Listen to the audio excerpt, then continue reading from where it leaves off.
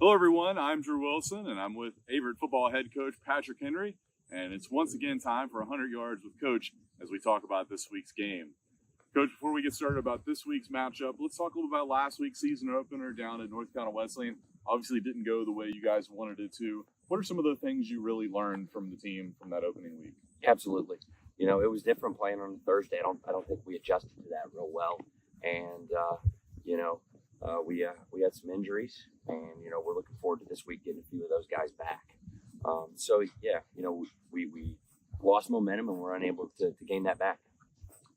Going into this week's practice, obviously coming off that game, what was kind of the focus on what you wanted to really do? Yeah, I talked to the team, once we watched the film and put that to bed, move on. We can't change it. And, after we woke up on Sunday morning, half the teams in Division III now had one loss. And so at the end of the day, we got 9 more games, one game at a time from this point forward. Turning our attention to Southern Virginia, this week's matchup, just talk a little about what are the things that your team needs to do successfully in order to be successful against Southern Virginia. Absolutely. We talked about, 12 points isn't good enough to win a college football game in today's day and age. So we got to score more than 12 points. Defensively, we got to settle down early. From a special teams standpoint, we got to tighten that unit up. I felt like last week, we didn't play team football. All 3 phases didn't play together. So that was our challenge going into this week. Let's play all 3 phases together. Obviously, looking at your team, there's still a lot of young guys, young talent, maybe guys that hadn't seen as much action as a starter in past years. What are some of the things? Do you think that first game was kind of a little bit of jitters, just kind of getting used to those roles? Yeah, the lights came on and they had to get used to it. And there's no better way to get used to it than an old-fashioned butt whooping. And you got a gut check time. You got to look yourself in the mirror and find out who you are as a man. So you don't want to take one like that, but you get better from it. And so absolutely. So we settled down this week of practice. Had a really great week of practice. So I was very pleased with their response this week. Obviously, you talk about that, and there's some comfort in being on your home field. Just talk about, being at home for the first time this season playing. Absolutely. It says it on the locker room wall as we walk out. Protect the Ville. It's something very important to us. Our kids take a lot of pride in that. Tailgate Alley and our Cougar Walk and seeing our fans here in Danville and the support that we have in this city is amazing. And our kids are really excited to get back here to Frank R. Campbell Stadium, Daily Field. All right, well, Cougars taking on Southern Virginia here in their home opener of the season. Coach, thanks for walking 100 yards with us, and best of luck today. Thanks.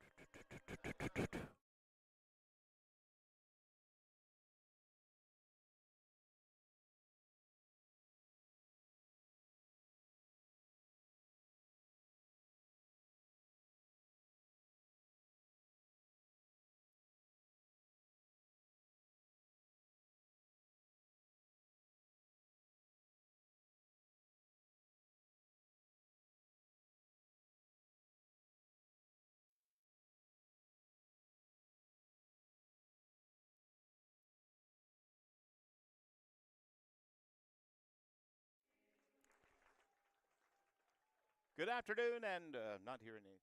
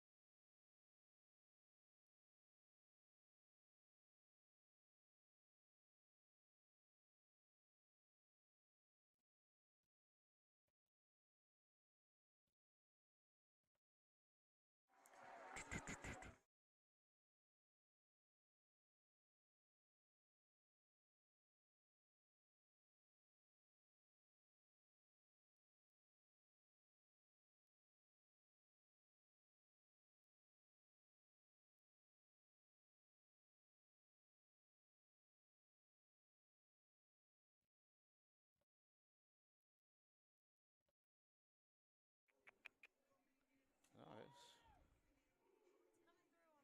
okay. Oh, that's going to be kind of tough. We, hearing each other and playing off each other will be a.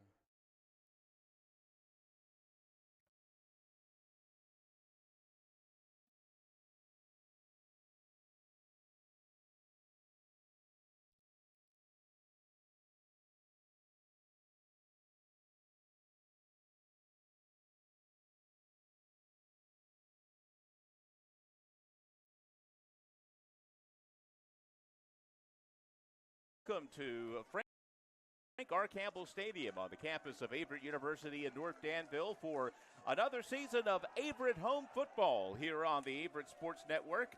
And once again, I'm Chuck Vipperman, honored to be doing this for the fourth year now. And for the second year, joined by Thomas Haney III, who I was so glad to hear did not graduate last year like I thought he was going to. Got one more, man. One more semester here. But Thomas, the Cougars come in. We took it on the chin last week, 64-12 against North Carolina Wesleyan, and it was a humbling opener, especially after we knocked them off in week 1 a year ago.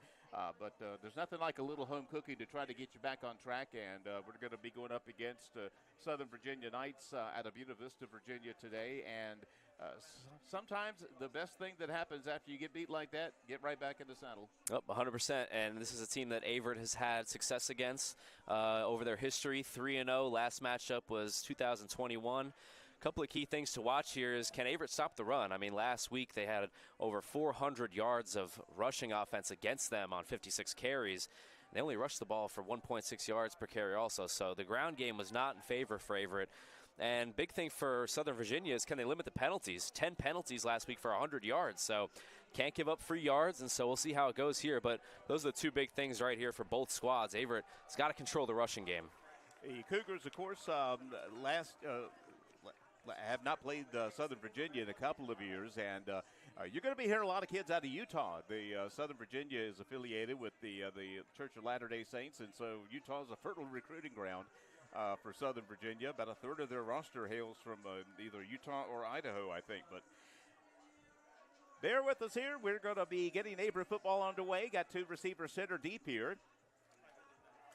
As Southern Virginia prepares to kick off, Scott Dupai is their kickoff specialist. He wears number 7. He's out of Pleasant Grove, Utah. He'll swing the right leg into this one, and the Cougars will watch this one go into the end zone. The Cougars will start their home schedule here, 1st and 10 at their own 20-yard line. And, Chuck, we're going to have a new running back one this week in Jalen Neal. Gabby Soto obviously out with injury, so we'll see how Averett operates. We were talking about it a little bit before we got live, but Ethan Ross, too, big rushing threat, 2 rushing touchdowns last week, and so we'll see if he can continue his success. Remember, he got off to a great start last year and got injured, and then we were doing the revolving door quarterback for the final few games of the year, doing the best we can. But Ethan Ross, a junior, not a big fella, 5'9", 174 pounds, out of Chantilly, Virginia, will be under center, metaphorically. 25-yard line. I was doing old school rules here. Yeah, it's 25-yard line is where the Cougars will start from now. Jalen Neal is the tailback out of this set. 2 wideouts to the right, 1 to the left, tight end to the right. Neal's going to get the first carry. Decent yards ahead to about the 30-yard line. Little off-tackle play there, and the Cougars will move it 5 yards, and it'll be 2nd down and 5. beautiful afternoon for football here. This is like Chamber of Commerce weather here. Could not have ordered a better shot. Averett quickly back to the line, single back set, same formation. Ross with the count. Another handoff to Neal. He'll get bottled up after about a yard, maybe 2 here. He'll get just shy of the 30. They'll give him the 31-yard line. And just like that, the Cougars are looking at their first third down situation of the day, 3rd down and 4. I got the pleasure of interviewing Ethan Ross during the week, and he talked about how heavy Southern Virginia blitzes, particularly on 3rd down. And so first opportunity right here, we'll see if they bring the heat. 3rd down and 4 from their own 31-yard line. Cougars will do a mirror image of the formation. Roth, the lefty, looking downfield, overthrown, incomplete. Trying to find number 6, Jamari Owens out of Mechanicsville, Virginia. Pass was about 2 yards too long, and 3 and out, unfortunately, for the Cougars to start the afternoon against Southern Virginia. And we've got like all new specialists this year, so bear with us here. Michael Markulich is the kicker and the punter. He is a freshman out of Apex, North Carolina. First time in a while we haven't said Cavitus, the kicker for Cougars. That's been the case the last 4 years. Jalen Lackey back to receive here for Southern Virginia. See if they can get some good field position off this punt. First home punt for McCulick. A little end over ender is going to take a good Averett roll, and inside the 30-yard line, very good punt here. Punt. Secondary roll is going to keep going. We got a flag on the play. Looked like somebody hit somebody out of bounds. Don't know who the guilty party is there, but if the punt stands with the yardage here, it's going to be a heck of a first punt for Markulik. Line of scrimmage for the time being is the Knight 26-yard line. Now we're just waiting for the assessment to be made here. Averett and Southern Virginia were very briefly conference mates in the old USA South Athletic Conference before Averett moved on to the ODAC.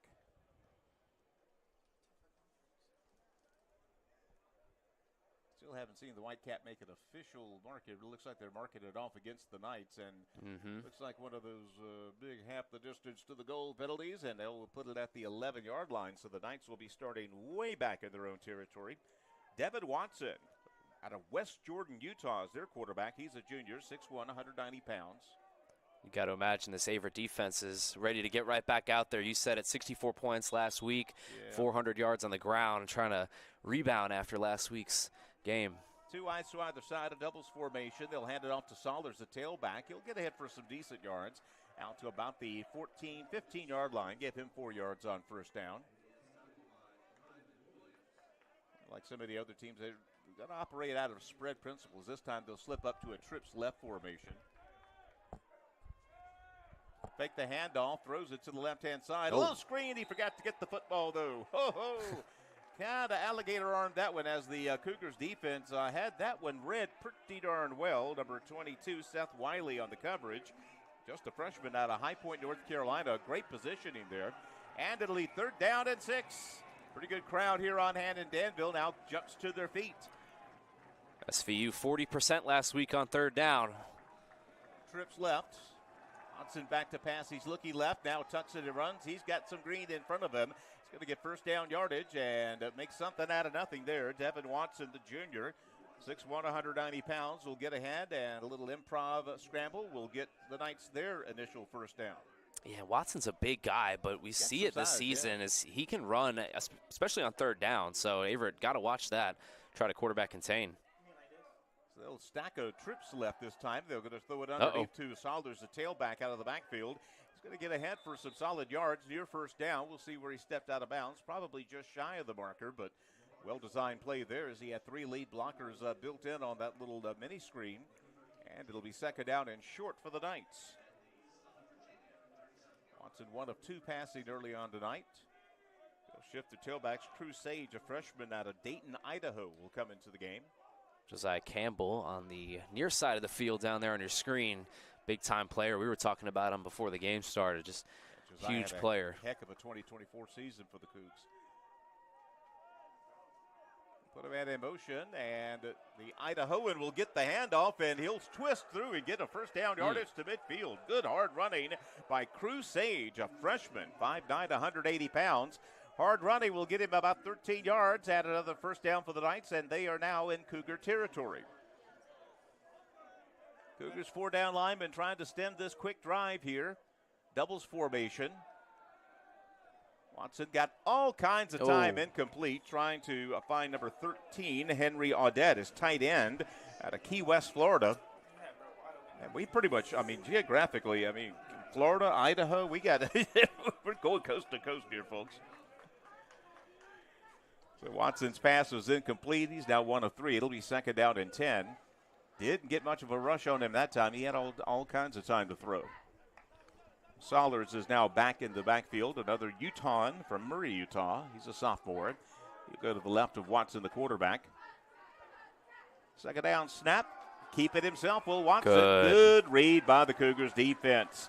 1, 2, 3, 4 Cougars in on the tackle, including the senior Anthony Brunelli, one of the defensive captains for the Cougars. They'll hold him to a 1-yard gain, and now they force the Knights into a 3rd and 9. Where the Knights are right now on the field. This is a huge third down early in this first quarter. If they're able to pick this up, you're looking at getting close to field goal range. If not, it's going to be a punt, and Averett's going to get the ball back. So big stop here. Yeah, particularly from a drive that started at their own 11. Yep.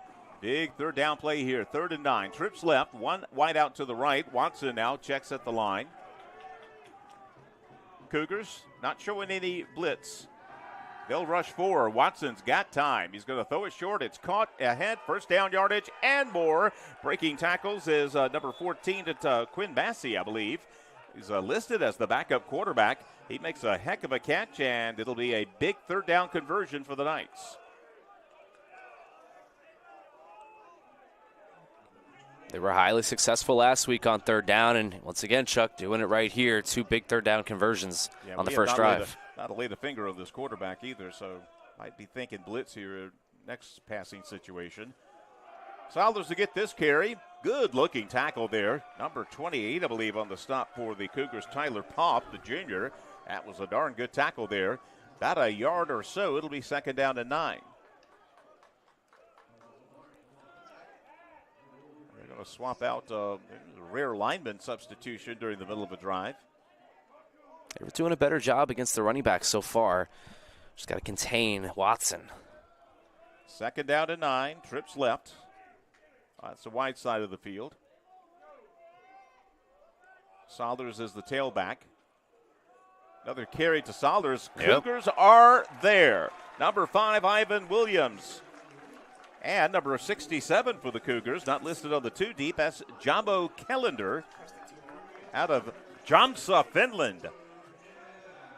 The Finn finished him. A yard behind the line of scrimmage. 3rd down and 10. 2 for 2 already, and just on the edge of field goal range. They could even run the ball here and actually try to get a little bit closer. Yeah, try to use 2 plays to get 10 yards. Yeah. Put Soller in motion, empty backfield. Watson this time will throw it left-hand side. Same pass pattern and completion to Quinn Massey. It's the second time they've used their backup quarterback out of the slot formation to run a little dig pattern and get a first down. The Knights are marching. And it's just like you were talking about, Chuck. The pocket is crisp right now. No pressure in there. Watson's able to sit and go through his progressions.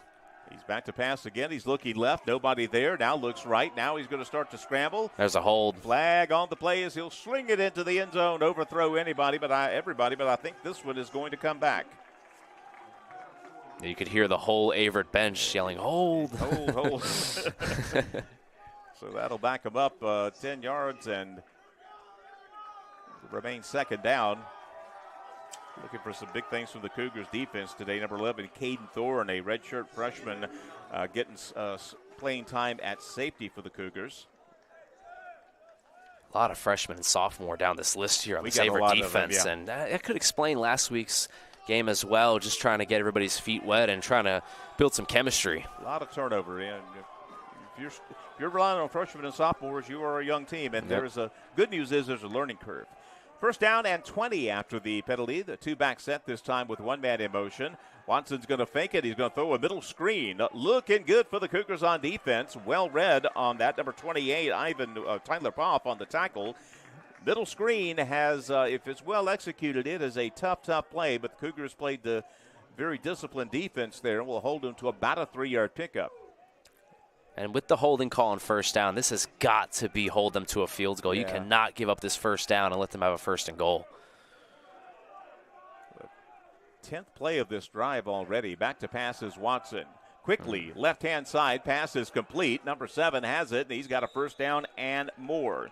Scott Dupai out of Pleasant Grove, Utah on a little 10 and out pattern, and boy, Watson looked very good on that pass. I mean, that was right on the money, and that's hard to defend, and the Knights look pretty darn good on their first possession so far. They have it 1st and goal now at the Cougars 6-yard line. Hey, and he had a good week 1 also, and he's starting to build some confidence. He was one of the players I was telling you about before the game. He's a big guy, he can run, and he's accurate, and the play calling has been perfect so far. Mixing up the run and the pass. Sollers in the backfield now. Bit of a high snap. They're going to try the out pattern. Incomplete. Trying to find, again, their backup quarterback, Quinn Massey, a freshman out of Warrenton. He's listed as the backup quarterback, but he's been running slot receiver that time. Number 13, Jaden Clark, with very good coverage for the Cougars. Yep, testing the redshirt freshman here down on the goal line, and he rose up to the challenge. Boy, there's a lot of freshmen in our secondary. Yes. It's all sophomores and freshmen. Exactly. 2nd down and goal from the 6. Fake the handoff to Sollers. Watson rolling to his right, throws it into the end zone, caught, touchdown. Number 13, Henry Audette out of Key West, Florida, got free in the end zone. We got an injured Cougar on the play, but right now it is a 6-0 Knight lead. Very impressive drive, 89 yards on 12 plays. We got the Cougar lineman down, and tell you what, Thomas, your team kind of reeling in terms of confidence after a pasting last week. To have your opponent come out and just take it methodically downfield, 89 yards and 12 plays, that's not the boost of confidence we were looking for. No, and Watson on that drive, 6 of 9, touchdown, 70 yards, 3 big 3rd down conversions. I mean, just rising up. And 2 of them were like 3rd and 9. So yeah, exactly, 3rd and longs. And so just a demoralizing drive there if you're Averett. Had a couple of big chances. And like you said, too, the drive started on the 11-yard line, got a good punt, and the flag on top of that. So definitely a rough drive there for Averett. Number 67 is being helped off the field for the Cougars. That is Callender, the Finn. The junior, 6'2", 295 pounds, and looks like he's got an ankle situation there, and we hope it's not as bad as what it appears to be right now. He is putting a little bit of weight on it, though, so that's good. Could be worse. We could be Northwestern State losing 70-0 to Cincinnati. Oh, goodness. Maybe that's what Virginia Tech's going to do tonight against ODU. Geez, what do we think?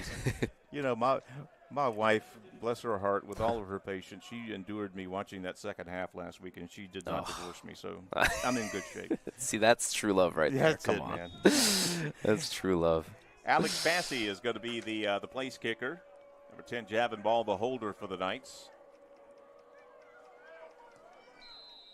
Kick is up, and it is good. And after a very impressive opening drive, Southern Virginia takes an early 7-0 lead over the Cougars. Cougars offense will try to answer when we bring you back in 1 minute.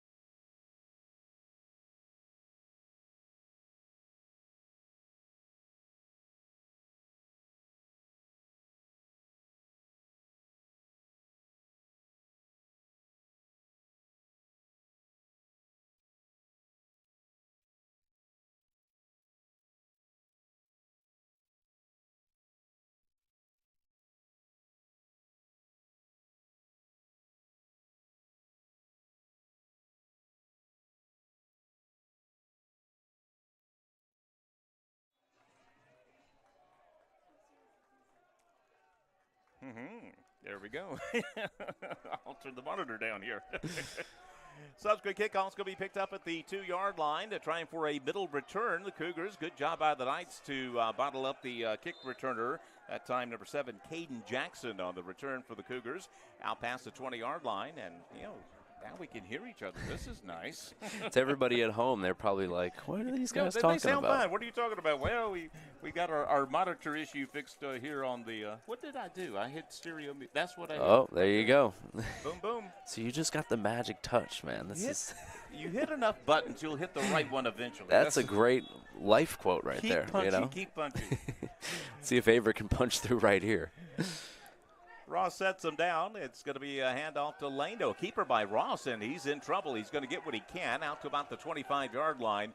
Takes nothing. He gets a couple of yards out of it, but right now the Cougars offense looking for some identity here.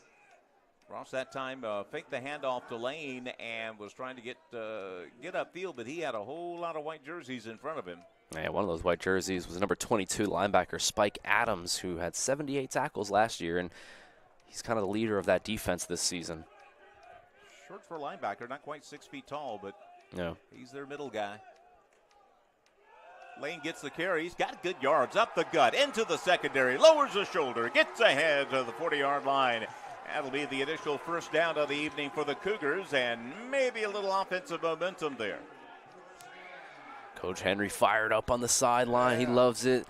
We mentioned it before the kickoff, but Gabby Soto, starting running back, is out today, and so Neal with a good chance. He shaved his beard, Coach Henry did. He still looks great with that suit on. Come on now. Oh, yeah, he's looking like $1 million, no doubt. First down and 10, their own 41-yard line. Ross looks to the sidelines. 15, Jalen Neal is still the tailback. 2 wideouts to the right, 1 to the left. Neal will shift in the backfield. Fake the handoff to Neal, the lefty. Ross looks downfield, got a receiver streaking, incomplete. Had 2 guys running streak patterns almost about 3 yards away from each other. Not sure if that's exactly how they designed it, but pass was a little wide as we try for the home run there. Incomplete. It'll be second down and 10. Interesting play call there. Averett normally run heavy, get a big rush from Neal, and then you try to take the top off the defense. Don't hate it. Try to get SVU up in the box a little bit, but obviously unsuccessful. Pretty good ball he tossed there, about 50 yards in the air. So got the arm strength. We'll stack 2 receivers on the right this time. Second down and 10. Fake the handoff to Neal. Quick pass left side, almost picked off. Oh, that was good defensive reaction by number 19, Blake Beardall, a senior from Cody, Wyoming. He came up and got a hand on it, and he read that one very, very well. It'll be third down and 10. Yeah, this is an SVU defense that forced 4 turnovers last week, 3 fumbles and a pick. Trying to play a little bit aggressive here, and obviously big third down here for Averett, getting close to the 50-yard line. Yeah, he was almost fully committed to jumping the route that time. And he might have had a chance at it if he fully committed there, but knocked it down still. Third down and 10. Averett will put trips to the left this time. Single wide out to the right. Ross puts a man in motion. Here comes the blitz. Straight drop back over the middle. Caught first down. That was a clutch play.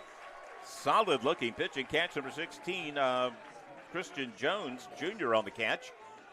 And Cougars quickly up to the line of scrimmage. 2 first downs this drive, trying to answer the night touchdown. High tempo here too. You see how SVU disguised that blitz last time too. Just had only 4 guys lined up, and then all the linebackers came swarming down. Came in, yeah. Now they're showing blitz. Let's see if they back off. See if they back up, exactly. They've been very active, those backers. They're coming again. Yep. They'll try a quick pass. It's complete, but there's nowhere to go.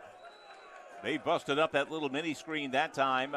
2 night tacklers were sitting there just waiting for the receiver, and it's going to be a loss of about, 5 yards on the play.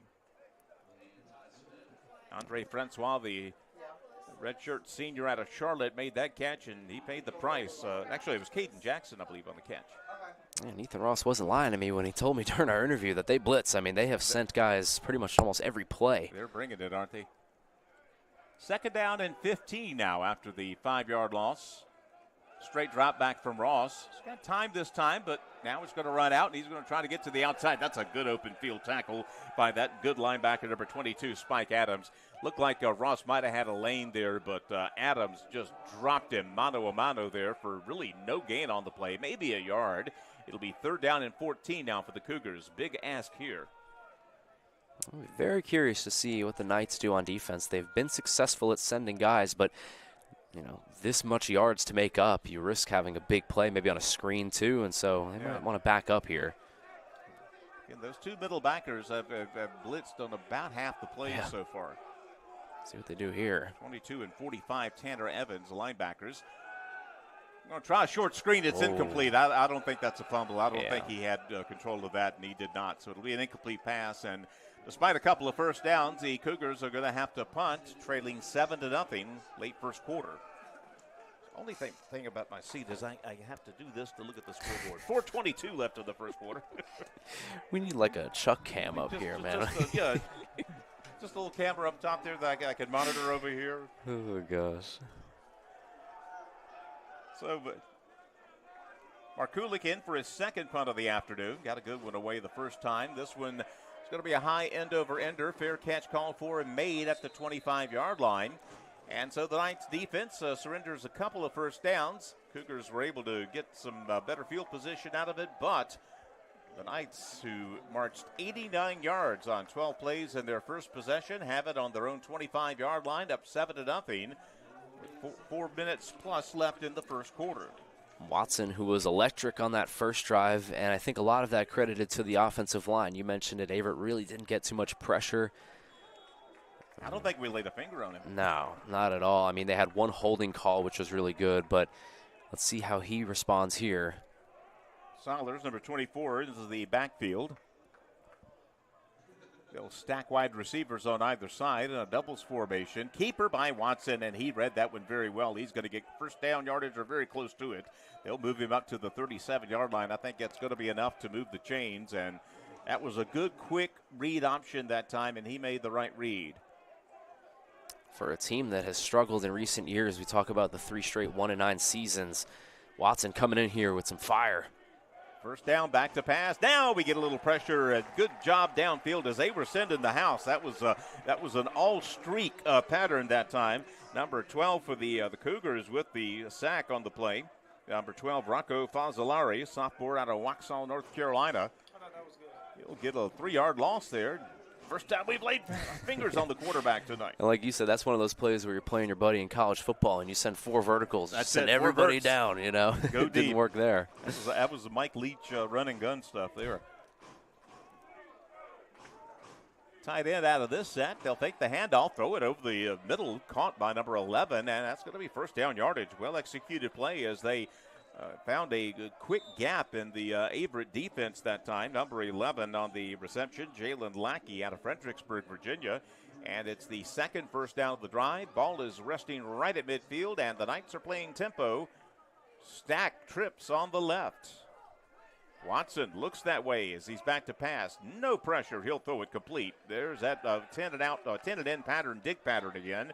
Number 4 on the catch, that's Isaiah Maxey, and boy, these guys are rolling now. 3 first downs on this drive. Cougars get some subs in on defense and trying to stop these Knights from marching downfield a second time.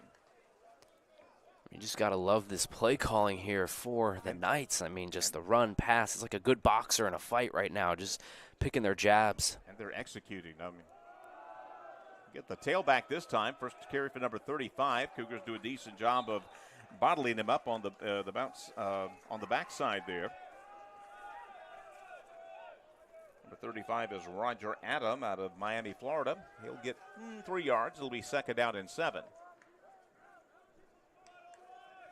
Cougars defense just trying to hold these guys back. It's got to feel like they're playing downhill.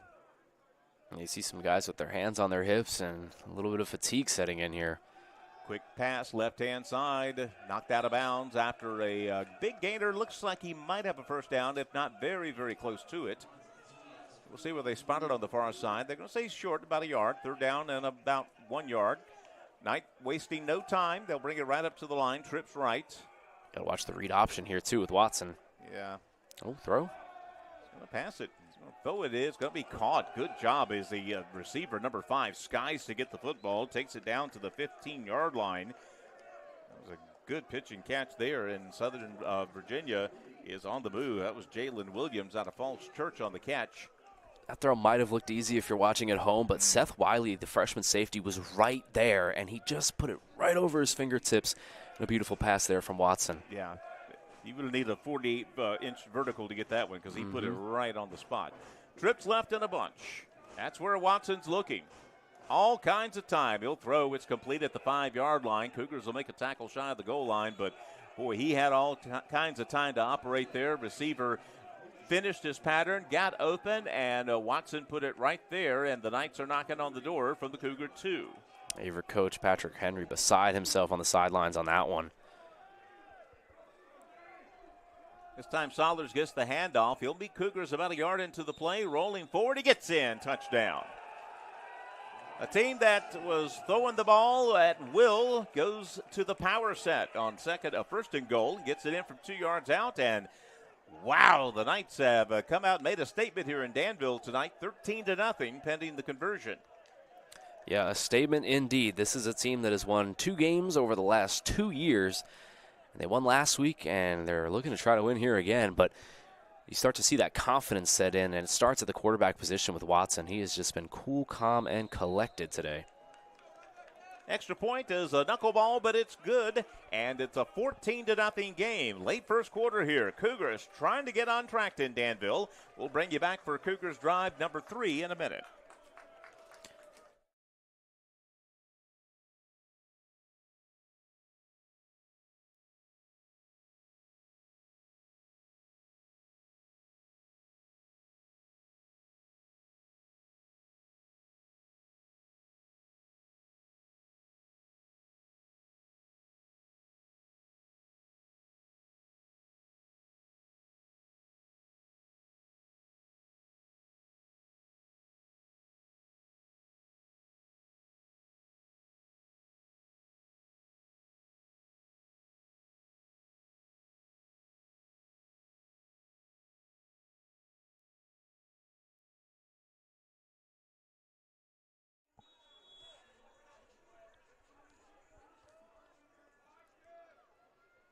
Be kickoff number. Oh, there we go. I gotta pump this up. This will be kickoff number 3, and it's going to bounce once. Cougars will pick it up at about the 10, return out to the 20-yard line.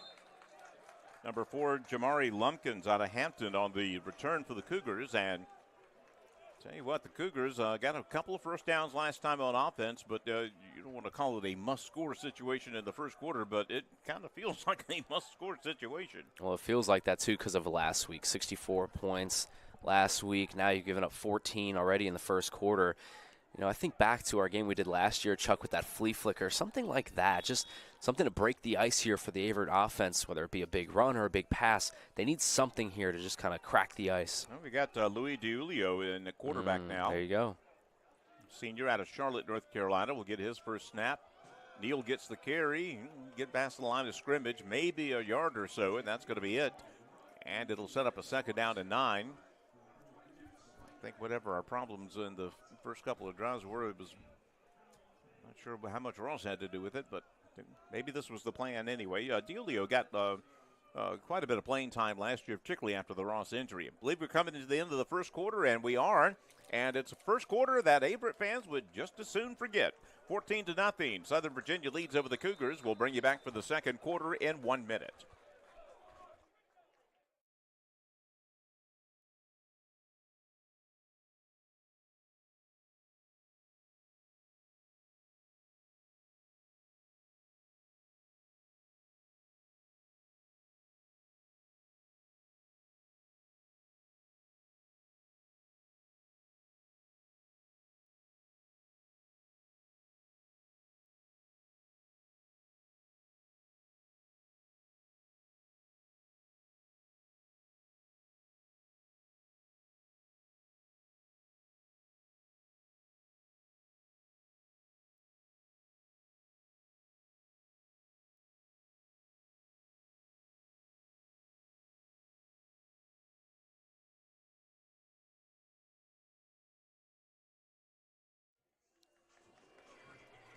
We'll start quarter number 2 with a second down and 9 for the Cougars from their own 27-yard line. Cougars down 14-0 to Southern Virginia as we begin quarter number 2 here. Daly Field at Frank R. Campbell Jr. Stadium. Press coverage on the near side of the field. Cougars will put a man in motion to create a trips right. DiUlio back to pass, throws it short, complete. Few yards ahead to the 30. Extra effort by number 4, Jamari Lumpkins is going to get him ahead for about a 5-yard pickup. It'll be 3rd down and 4 for the Cougars. Big play early on here in this drive. Up as big of a 3rd and 4 early in the second quarter as you can get right here. Yeah, we got to keep these guys within radar distance of us here. So 3rd down and 4, 2 wides to the right, 1 to the left, tight end to the right. DiUlio, a quick pass to the outside, complete, but short of a 1st down. Quick tackle on the play by the Southern Virginia defender, number 28, Bretton Tidwell, a freshman from Bountiful, Utah. And here we go. We're going to have to punt. That's going to be a 4th and 3, and that's from this field position is not enticing. No, especially the way Watson's been throwing the pigskin around. This is going to be a big test here for the Averett defense. Punt number 3 already for Michael Markulik. A little pressure up the middle. He'll get a decent end-over-ender. It's going to be picked up, and we will have a return right-hand side.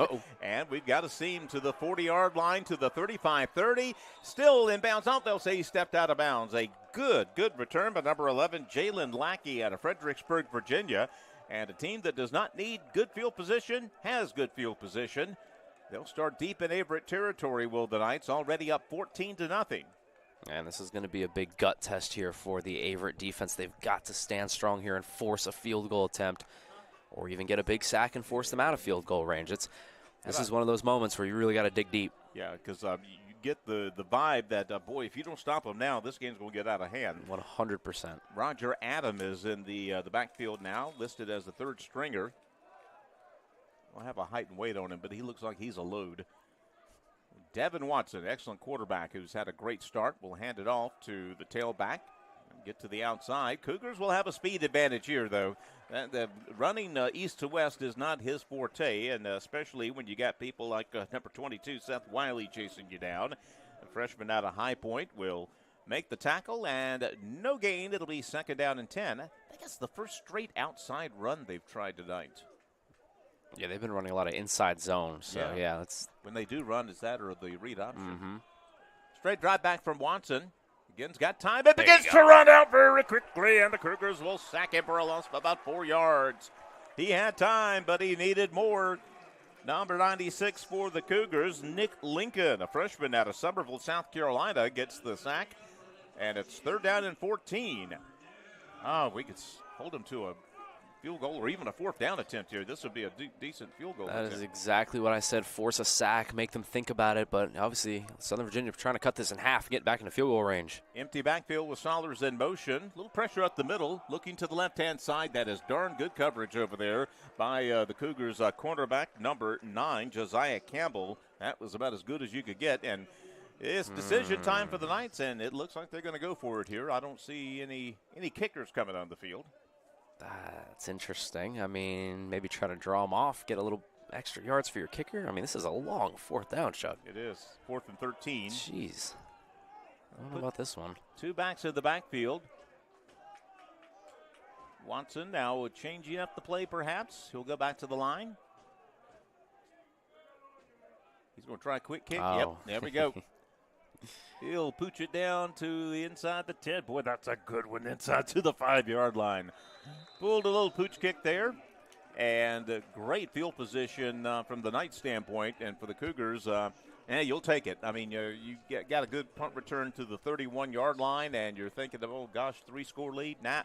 Good job by the defense there to force that. Yeah, and it's on the Averett offense now to make that count because, like we said, when you get the ball in that kick return around the 25, 30-yard line, you're just a field goal away from making it a 3-score game. Now you get the ball back, and albeit at the 5-yard line, but you score a touchdown right here, it's a 7-point game. We were conceding the 3 points up here. It's like, okay, exactly. but did even better than that. So maybe a little momentum can shift back to the offense here. Number 2, Ethan Ross, back into the ball game at quarterback. Tries a long count, and I think he was trying to get 5 freebies there, but they weren't biting. Still 9 on the play clock. Ross fakes the handoff. The lefty's going deep down the left-hand side. It's incomplete. Good coverage out there. That was going to be a very difficult pass to complete. Number 6, the intended receiver, Jamari Owens. Number 19 for Southern Virginia, Blake Beardall, on the coverage, and he was right there. That would have taken an absolutely perfect pass. Did have inside position on a bit, but still, that's an NFL caliber pass there if you could make it. Yeah, Owens, second time they've looked his way deep, and both times unsuccessful. So the Cougars now have a 2nd and 10. Again, the line of scrimmage about their own 6-yard line plus. Neal gets the carry, looking for yards, and they are hard to come by. I think he's going to actually lose about a yard on the play. They'll knock him back to the 5-yard line, and Cougars offense has now put themselves in quite a hole. A 3rd down and 11 from their own 5. It's one of those situations. Defense does you a favor. You got to give them a favor. You got to try to pick this up, give them a little bit of room.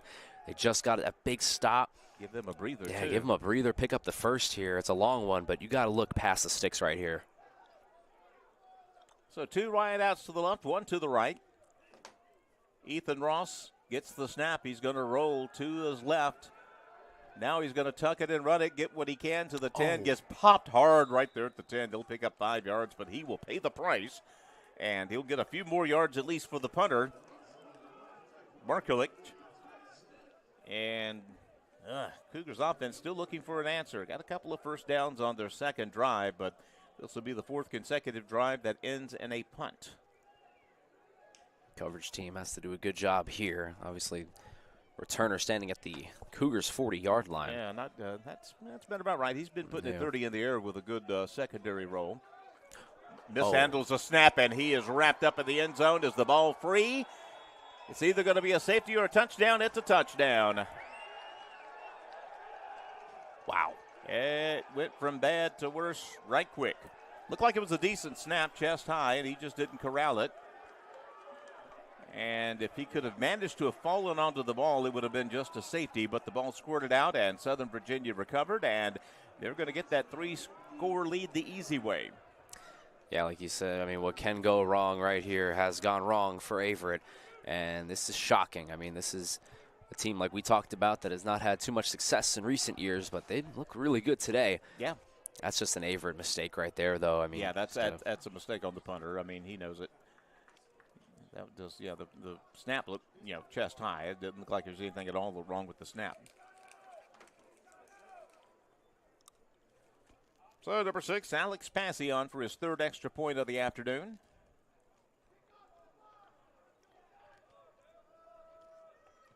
Kick is on his way. Looked like he knuckled it a little bit, and it's no good, and that's about the only good thing that's happened for the Cougars today. Our extra point defense is good. 20-0 still the score. 2nd quarter action. We'll bring you back for the kickoff in 1 minute.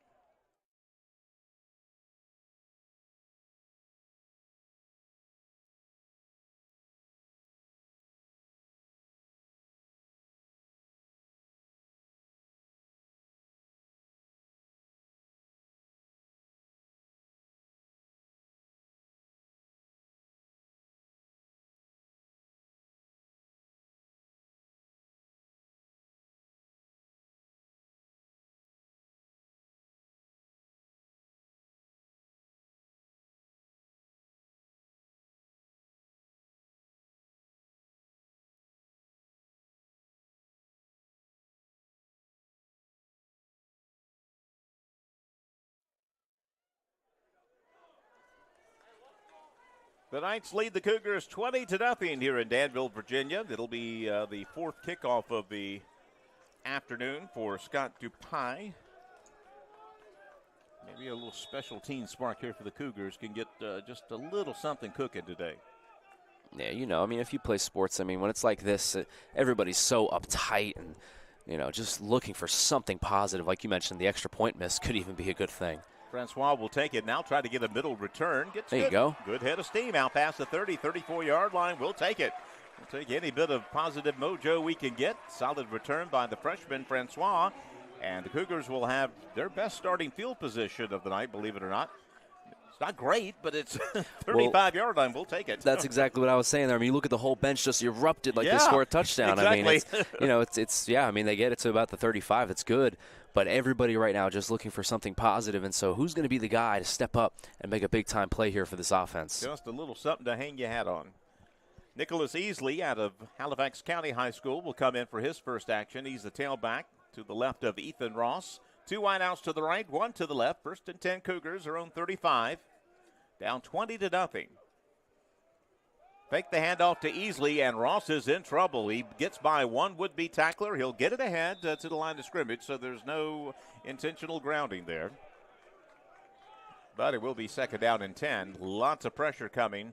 And, again, it was from that linebacking core primarily. Number 28, Britton Tidwell, the freshman, coming in. They got 3 backers, and they will bring all of them or 2 of them on just about 60-70% of the plays. Yeah, Tidwell, Robinson, and Adams, 3 big ones there for the Knights. 2nd down and 10 after the incomplete pass. Same formation for the Cougars. This time Easley will get the handoff. He's going to get swallowed up in the backfield. Big number 99, Bringhurst. Actually, that was Rasmussen, 350-pounder. Oh, boy. Out of West Jordan, Utah. Will bring him down for a loss on the play. 3rd down and 11.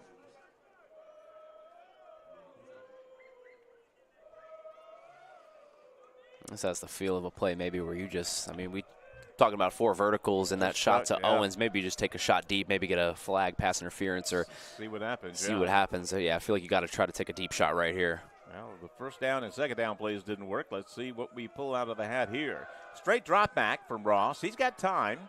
Waiting for someone to get open. Throws it incomplete. Oh, he had somebody there. Looked like it was in his breadbasket, but number 19, the safety, came up and made a hit. Number 19, Blake Beardall, cornerback out of Wyoming. Probably one that should have been caught, but again, the corner came in and then put a lick on him. And the Cougars will go 3 and out, and hopefully we'll get the punt off this time. And you guys couldn't hear us during the break, but I was mentioning about the sun, too. I mean, you never know. The sun right in the eyes of the punter for Averett, and so he's that in the could have been a factor. Now. Yeah. He's good now. He should be good now, yeah. Kulik will make this one, and he'll get it away quickly. It'll be end over ender, picked up at the 36-yard line. Good coverage by the Cougars, but the returner's going to go shift the field. He'll get upfield into Cougar territory, and he's going to break a tackle at the 30 and get ahead to the 26. Everything coming up roses for the Knights, and coming up, you know what, for the Cougars. It's been a rough afternoon for the boys from Danville. And another drive for the Knights going to start deep in Cougar territory.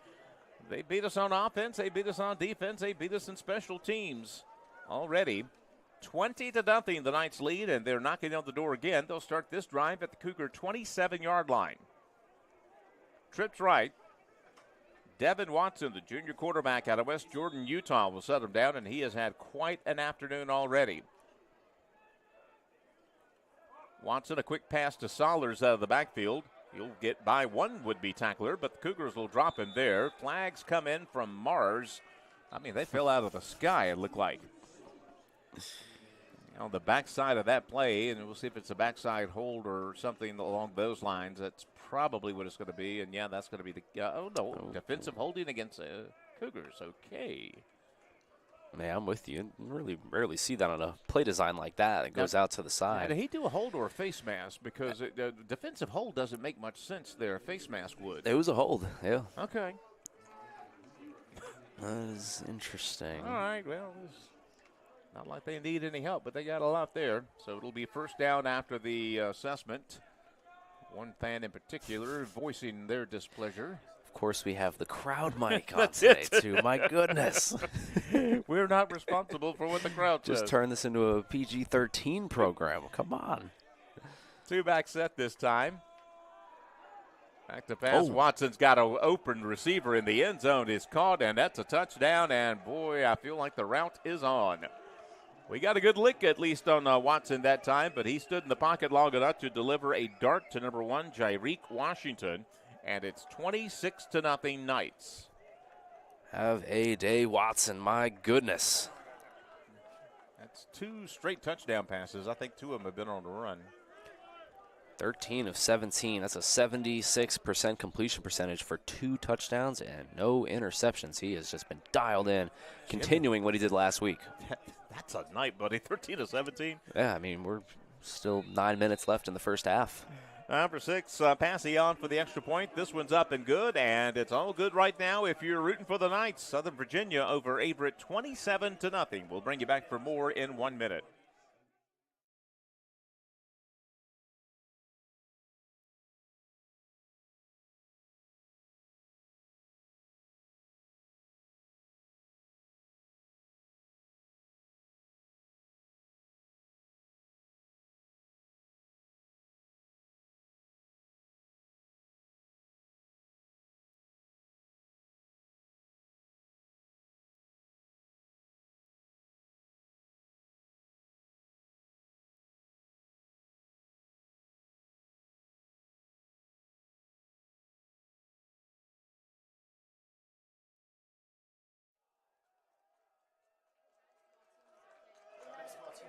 Mama said there'd be days like this. 27-0. The Knights over the Cougars here in Danville, Virginia.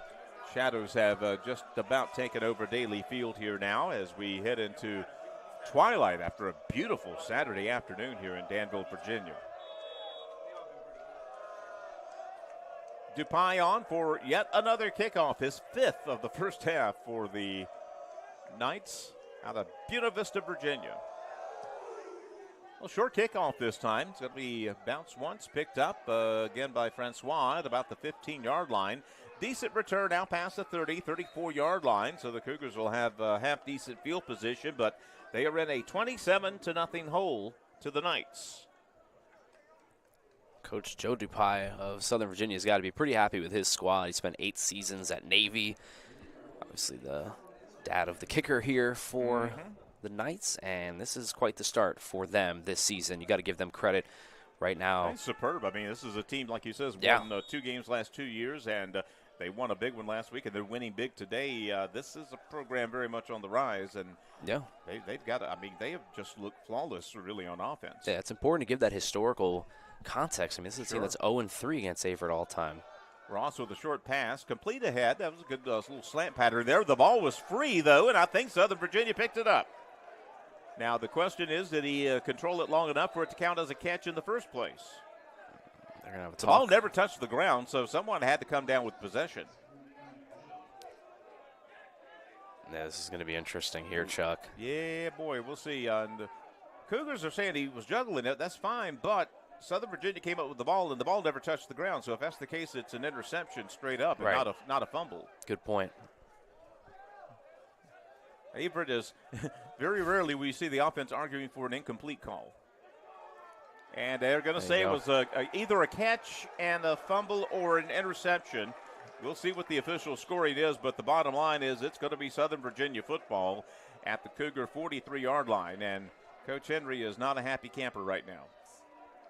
Yeah, that's going to be a tough one for the stats people in the left side of our room. I mean, that's tough. Yeah, it's 2 possibilities there, a catch and a fumble or an interception, because the ball never touched the ground, and Southern Virginia came out with it. I'm with you. I never saw the ball hit the ground, so I'm going to say it's an interception, but I would call it an interception. Just it looked like he had it for a second. It might have had 2 feet down, so it could be a catch, completion, and a fumble. Either way, it's Southern Virginia football at the Cougar 44-yard line with a 27-0 lead. 2-back set this time for Watson. He'll hand it off to a new tailback. First carry for number 40, and he's going to be greeted right rudely by Rocco Fazzolari for the Cougars. Number 40 is Crusage. Actually, that'll be his 2nd carry of the day, but he will lose 2 yards.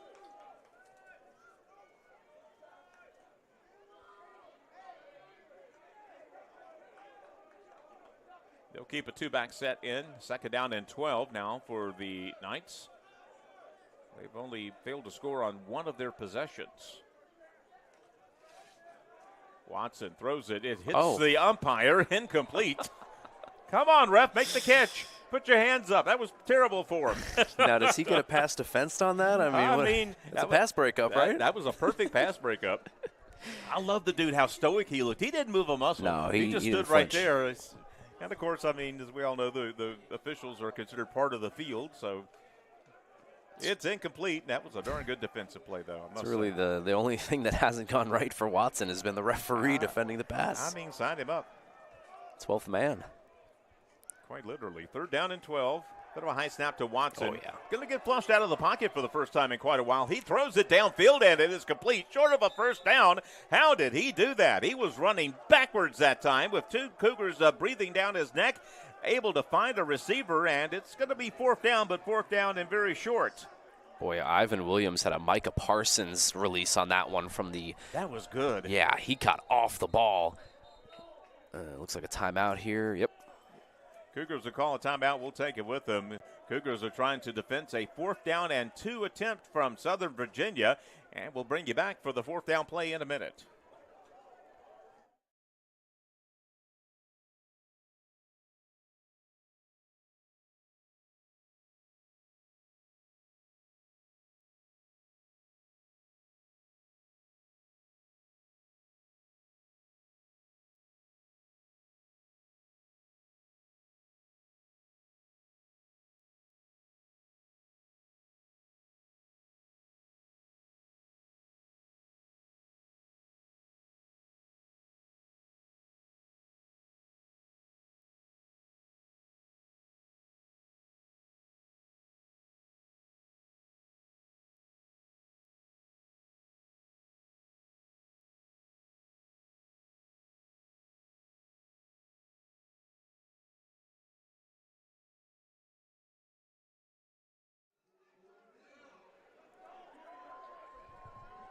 After the quick timeout, it'll be 4th down and about 2 for the Knights from the Averett 36-yard line. Saunders a single back out of this set. Watson will now move him to his left. We'll put a man in motion. After a long count, he'll now come up to the line and call a new cadence. Still plenty of time on the play clock. It shows 10 seconds now. So a doubles formation here. Saunders gets the handoff. He's going to get rocked by the Cougars. Cougars defense finally has something to hang their hat on. A 4th down stop.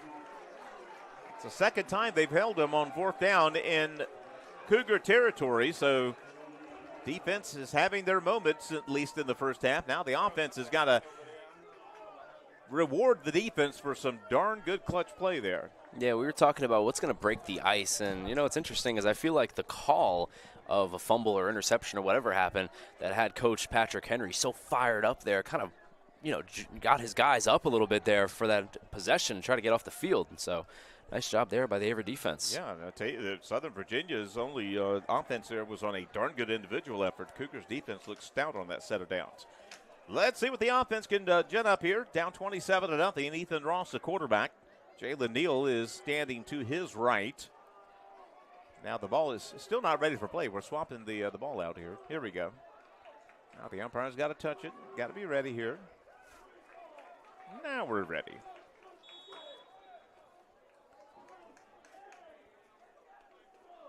Ross with a straight drop back.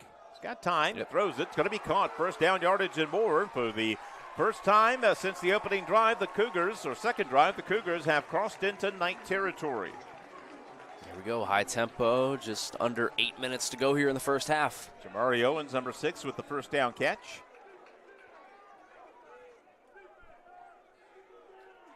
Ross now looks back to the sideline, see if Coach Henry wants to change a play. 2 wides to the right, 1 to the left.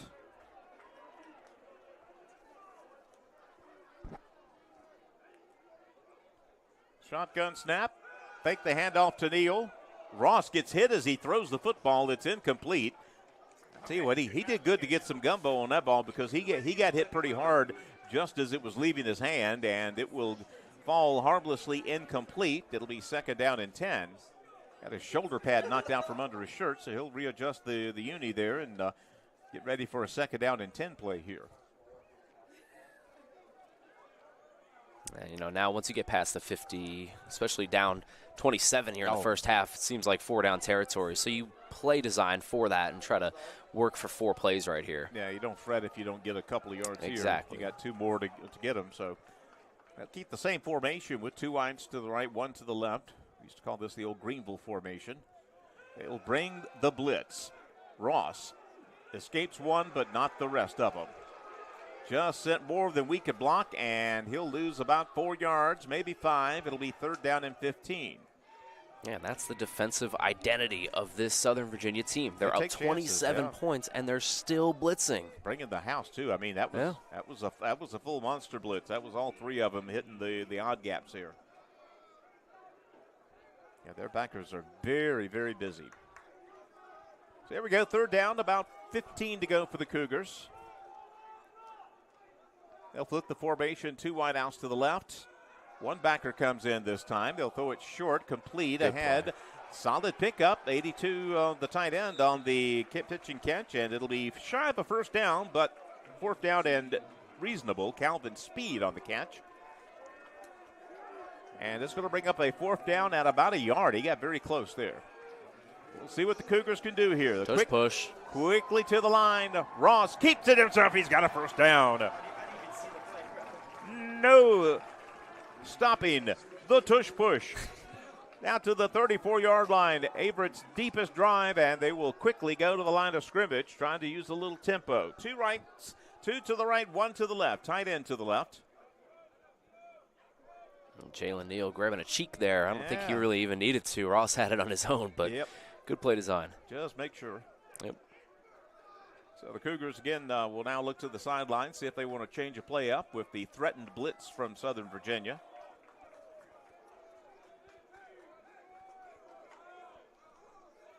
Three on the play clock. Ross gets the snap. No blitz this time. Time begins to run out. Throws it downfield. Incomplete. Almost picked off on a secondary tip there. The receiver tried to make a pretty good adjustment to the ball. Was number 82 was the intended receiver there. Calvin Speed, the tight end. Came back, got his hands on it, but it fell out of his hands. Incomplete, and it'll be 2nd down and 10. Cougars, again, probably in 4-down territory, as we mentioned. Especially down 27-0. And again, we got a freshman place kicker, so you don't know what the range is, or at least we don't know. Hopefully the coaches know. So 2nd down and 10. Ross sets them down. Pressure up the middle. Ross is flushed out. He's just going to throw it upfield. It's picked, intercepted. Number 22, the middle linebacker, gets it and will return it to about the 40-yard line. Ball was tipped a little bit and picked off by Spike Adams, a sophomore middle backer, and Averett's scoring threat will end on an interception. First turnover of the afternoon. Yeah, Spike Adams, my player to watch on defense before the game for SVU, comes up big. We were talking about him last year with 78 tackles, and now as a sophomore getting a bigger role, and he has shown up. 5:12 left of the first half, and it has been all nights here in Danville. Southern Virginia with a 27-0 lead. And now they have the football thrown 42-yard line after the Cougar interception.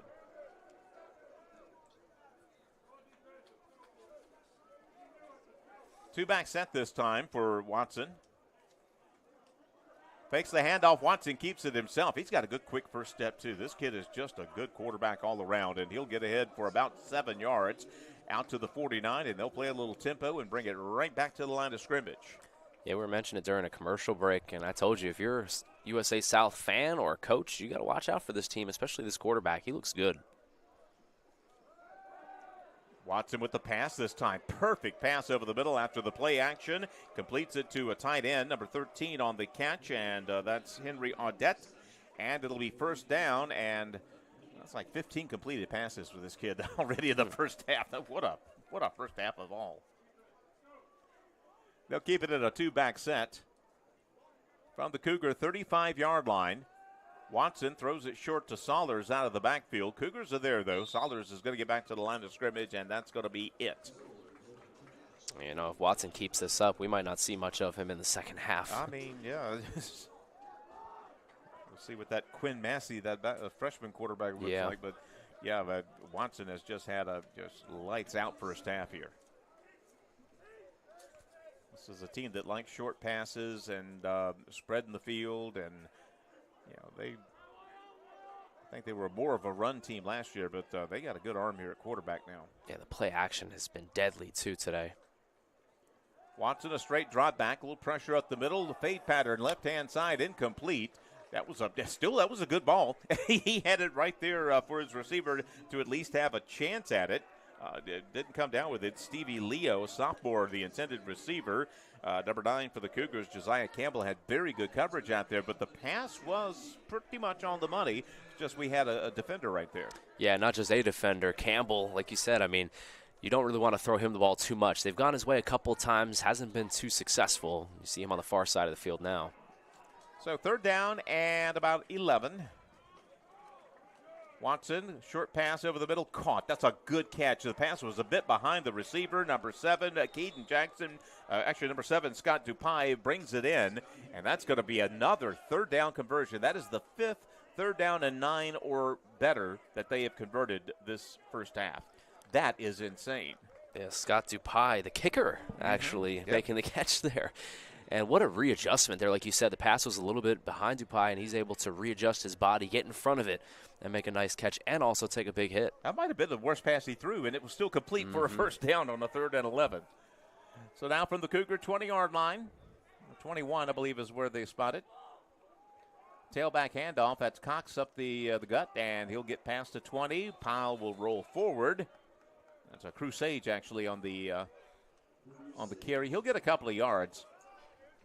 And now just under 3 minutes, Chuck, and SVU getting the ball at halftime also. Just like they need that. But yeah, why not? yeah, they pick this one up. They'll be able to drain this clock down a little bit more. To the 2-minute warning, at least. I got to stop at your play now.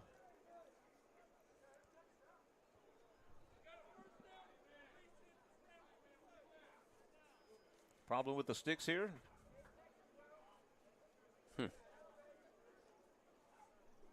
I think they're having a little issue on the down and distance here. Keep your eye on the pass rusher over there, Ivan Williams. He's had a nice get-off on a couple of plays here. In this one, the sophomore out of Orangeburg, South Carolina. Not too far from my girlfriend out there in Myrtle Beach. All right, so South Carolina talent. Orangeburg is 40 minutes away or so, as I recall. Been a while since I've been to Myrtle. It's pretty nice. Yeah, So, I've always enjoyed it. Yeah. You see, you have kids, you stop being able to go to these places. See, in your younger days, high school days. Kids are expensive. I mean, they're fun, but they're expensive. Just saying. Man. So it's 2nd down, actually, and 7 now after the 3-yard pickup. Roger Adam is in the backfield next to Watson. Watson's going to pitch it to Adam. Right-hand side. Cougars force him back to the inside, but he makes a very good cut inside the 5-yard line. That was some solid running there. Cougars were right there on defense to force him back to the inside. Didn't give up their outside shoulder, but Adam made a sharp cut back to the middle and gets a 1st down. Down to about the 3-yard line, and I think we're going to get to the 2-minute warning, and that's going to be the case.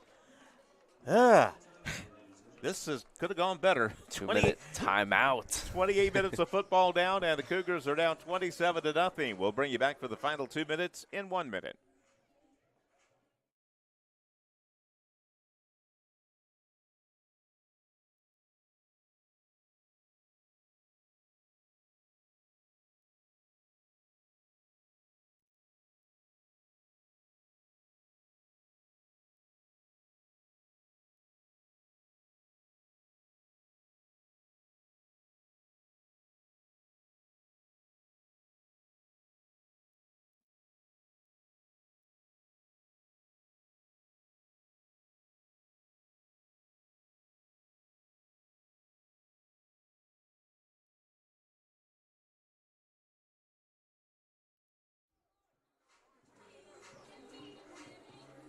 I'm old school. I'm still getting used to the 2-minute warning at the college level. It's the second year we've had it. You know, I think I've been watching NFL for 50 years. I don't see why you. Yeah, And they even changed the name of it. 2-minute timeout. It's timeout. I know. More warning. Not the heck with that. I'm calling it 2-minute warning. I like that. It's more urgent. Yeah. Come on, That's warning. what it's supposed to be. Warning, danger, Will Robinson. Put a man in motion now from the 5-yard line. High snap. Lord of good, another carry. Cougars will wrap him up a couple of yards into the play there. No cheapies. Make him earn it. He'll get down to the 2-yard line. And that's the fourth running back they've utilized tonight. That's Roger Adam, a freshman out of Miami, Florida. Now time will start dwindling down. I would imagine they take this all the way down to 10 seconds at least. Now they'll try to make sure the Cougars don't have any time to do anything with the football. From the 2-yard line after the 3-yard pickup. Adam is still the tailback here. Watson's still the quarterback. And you're right, they're going to drain it down to about 10. Adam gets a handoff. He's going to keep it himself, Watson is, and get into the end zone for a touchdown. Good read on the option there. Put it in Adams' belly, pulled it out when he saw the defensive end crash down. Kept it himself, got into the end zone, and it's 33-0 pending the conversion. There's a historical aspect to this, Chuck. I mean, I did my research on SVU, but I'm not a diehard fan, obviously. And so I can't imagine the last time they had a half where they scored 34 points. Well, this is a program, the school started in 1996. Exactly. So the football program is even more recent than that. Extra points up. It is no good. And that's about the only bright spot for the Cougars today, the extra point defense. 2 of the 5 have been missed. We'll bring you back in a minute. Cougars trail 33-0. We have a minute plus left in the first half, and we'll bring you back in 60 seconds.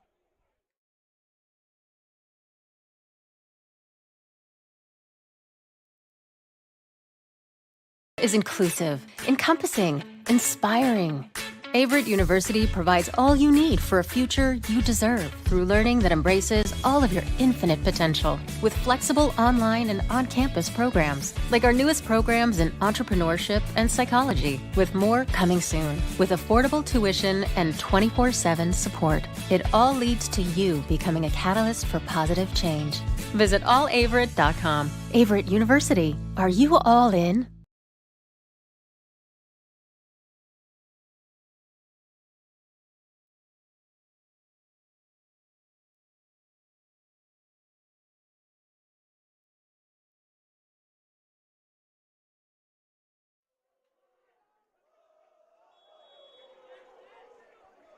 What a night for the Knights. 33-0 so far here in Danville, Virginia, as they'll kick off to the Cougars.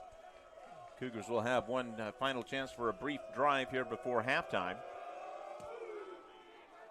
This will be a returnable kick. Francois will pick up at a 15-yard line. One tackle broken there, 35 to the 40. Solid run. He's pretty stout. That was number 4 actually on the kick return for the Cougars. Jamari Lumpkins, a senior. And he'll get it up to near the 40-yard line. Cougars in a 33-0 hole. 1:08 left in the first half, and we'll see if the Cougars try to air it out and get what they can, or just run a couple of dives and try to regroup a bit at halftime. Yeah, it'll be interesting to see. They could go either way. They've got 2 timeouts, but I think the good return here, I mean, even if you get a field goal, just get some points on the board, see what you can do. Get rid of that goose egg if you can. Yep. So we'll set him down. Ross has Neal in the backfield. Ross is a straight drop back this time. Time runs out. Short, incomplete. Oh, boy, that was almost a dangerous pass, trying to get his secondary receiver or his safety valve. Neal out of the backfield. Number 28, the outside linebacker, Bridden Tidwell for the Knights. Got a hand on the ball. Fortunately for the Cougars, it falls incomplete, 2nd and 10. Yeah, that was That's close. 2 eyes to either side this time. Ross sets them down, kneels to his right. Sova threatens a blitz here. And they'll bring an outside backer here out of this set. Pass incomplete over the middle, a little too low on the dig pattern that time. Christian Jones, the intended receiver, and it'll be 3rd down and 10. Jeez, just like that, SVU might get another possession. I say, yeah. I mean, they've got 3 timeouts. I mean, it's still the first half here. There's no slowing down. No, you can't slow down the first half. No. Now, I've seen a couple of high school games, yeah, even before halftime. I was like, dude, just, yeah. So 3rd down and 10. Run trips left this time. Ross has time this time. Now it begins to run out. He'll knock ahead to the 42-yard line. We'll see if Sova calls a timeout. They won't. Yeah. They'll say, okay, that's good enough. So Cougars will bring the punting team on. They will have to punt the ball. 44 seconds and counting. It's an 11-second differential between the play clock and the game clock. So we can knock this down to about 15 seconds here before we boot this one away. Markulik, the punter, has been very busy tonight as a punter. He's also the place kicker, but as a punter, he's been busy, and that's not good. He'll drain a little bit, as much of the clock as he can. Yeah, they're going to go ahead and call a timeout here and just get all their ducks in a row here. As long as you can punt this away, I mean, you even probably punt this out of bounds the way that. Averett University provides all you need for your future through learning that embraces all of your infinite potential. With flexible online and on-campus programs, affordable tuition, and over 50 majors and programs. Visit allaverett.com. Are you all in? 38-38, 2.5 minutes left in that SEC action. Georgia's got an interesting game coming up in a couple weeks against Alabama, too. I'll be curious to see that. They got a nice win today against Wisconsin. Alabama looked very solid against Wisconsin. And Georgia Tech, probably the best of the noon games, knocking off Clemson on a last-second field goal. Yellow Jackets undefeated, 3-0. Looking like they'll have best version of the Georgia Tech Jackets in some time. They've had a couple of lean years here. Calvin Johnson, back in the day. I'll never know why Bud Foster tried to single cover him. I mean, unless your cornerback has a gun, he's not going to do anything against that guy. It is a wrap. He's just a monster. You can clock it. So Markulik will get a snap. He'll get this one in. They rushed him, but he got it away, though. Thank God. Boy, he got it way out of bounds, and 5 seconds left, and we'll see if Southern Virginia has any mercy left in them. You don't think they throw like a Hail Mary here, right? I mean, they're on Cougar side of the field. I can't imagine them spotting that ball anywhere close to the 50 because it went out of bounds well. They're going to spot it at the 50. That's a very charitable spot by the ref because that thing was way out of bounds just beyond the 50. But, yeah, they're going to go to victory formation here, take a knee, and call it a half. And, boy, what a half it's been. 33-0. The Knights have had their way with Averett in the first half, and the Cougars will get a skull session here at halftime, get a break, and try to come back and get rid of the goose egg on the scoreboard. Southern Virginia up 33-0 at the break. We'll leave you for a few minutes and come back with some halftime stats and much more. We bring you back in just a few minutes. 100,000 on a beat.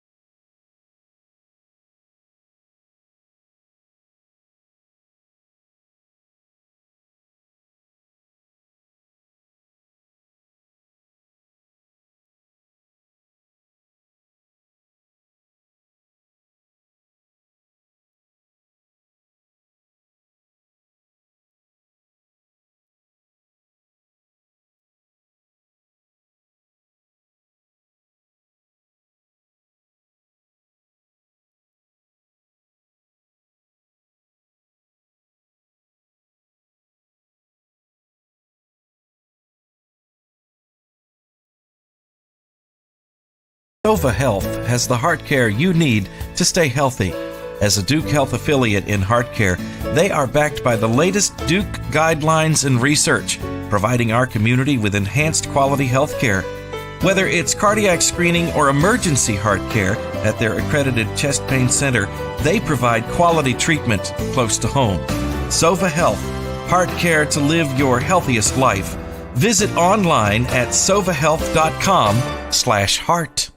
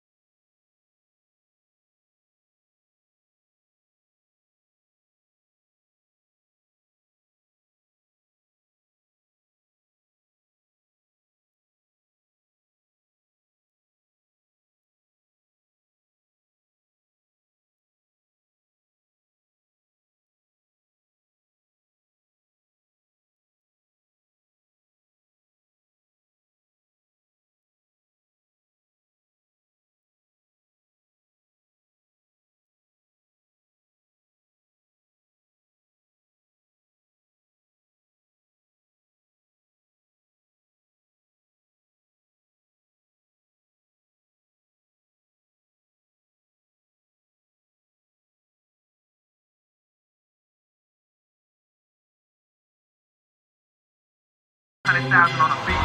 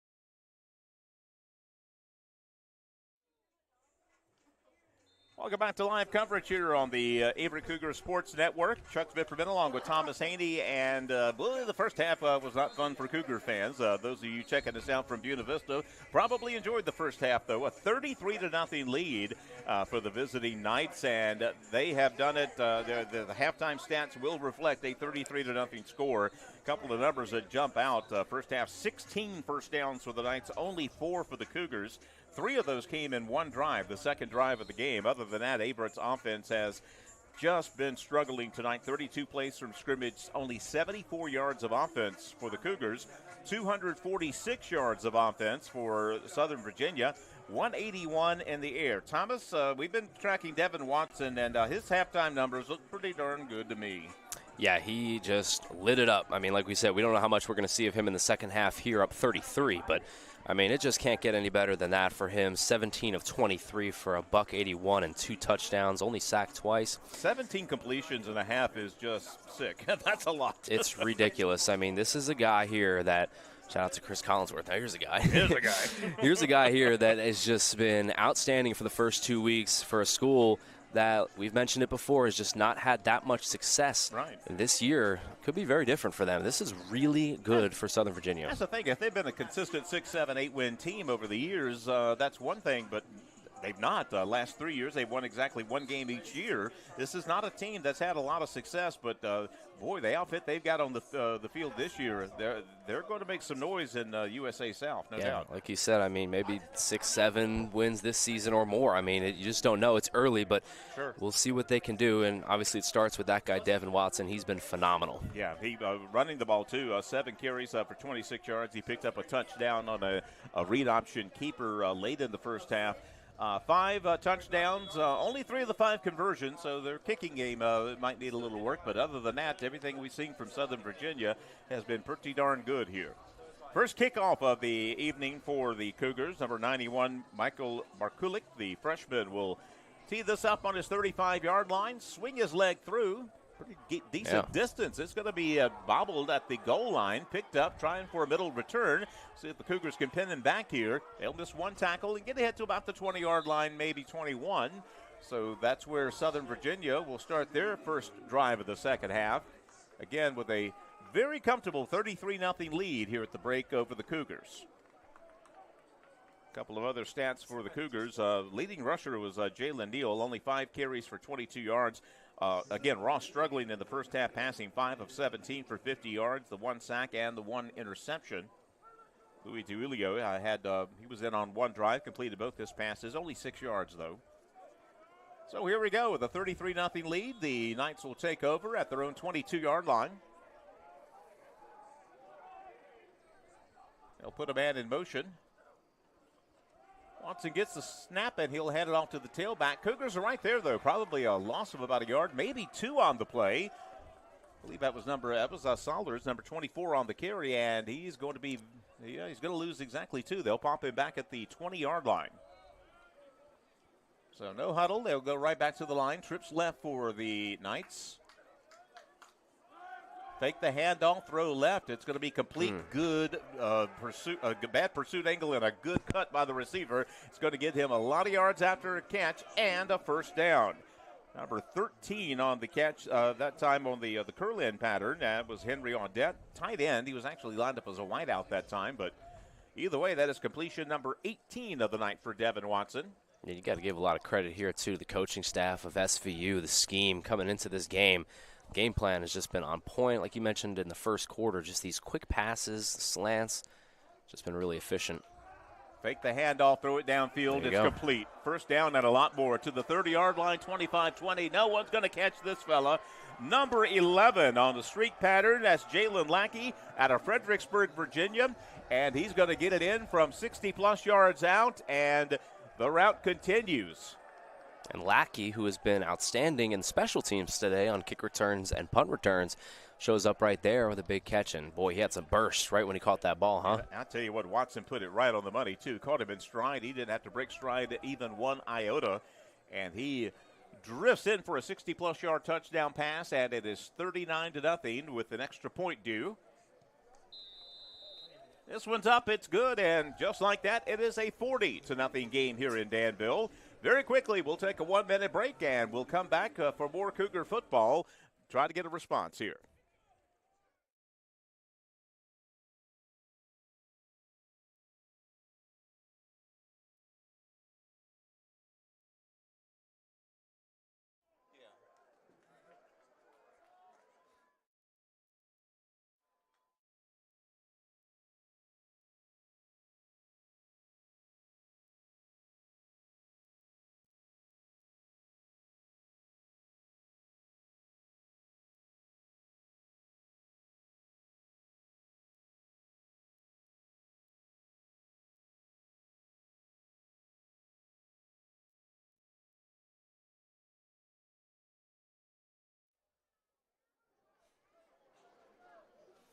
Not much drama here in Danville right now. 40-0 lead for Southern Virginia. Congrats to Georgia's Bulldogs for pulling out an overtime victory over Tennessee. Georgia won? Yep. Just got a touchdown, and 41-38 the final score in Knoxville. Here's the subsequent kickoff. Francois will pick this up on his own 5-yard line, right-hand side, trying for a right return. Oh, good open field tackle there at the 21-yard line. That was super special teams play. Number 23 for Southern Virginia on the stop. He's not on the too deep, but Scott Peace made the tackle, and at about the 21-yard line, that's where the Cougars will begin. So if the Cougars can get their running game going, just 13 attempts, 18 yards in the first half, see if they can get the ball rolling here. Yeah, right now your goal is get rid of that goose egg. I mean, the game is pretty much decided. Right now you're playing for pride, and you're playing for week 3 and beyond here. Like we might have had a little early movement there, but no flag, and they'll move it forward. Will Neal about 3 yards to the 24-yard line. And it'll be 2nd down and 7 for Averett. Remember, I was one high school game I was playing, and we were down 42-0 at the break. Coach said, I'll make you a deal. I'll promise you I won't watch any film from the first half, but I'm going to be watching the second half film to see who's still playing hard. Yeah, and these snaps matter, especially for a young team. Yes, sir. Neal gets a good carry up the gut, 1st down, and much more as he'll bust it out to about the 47-yard line.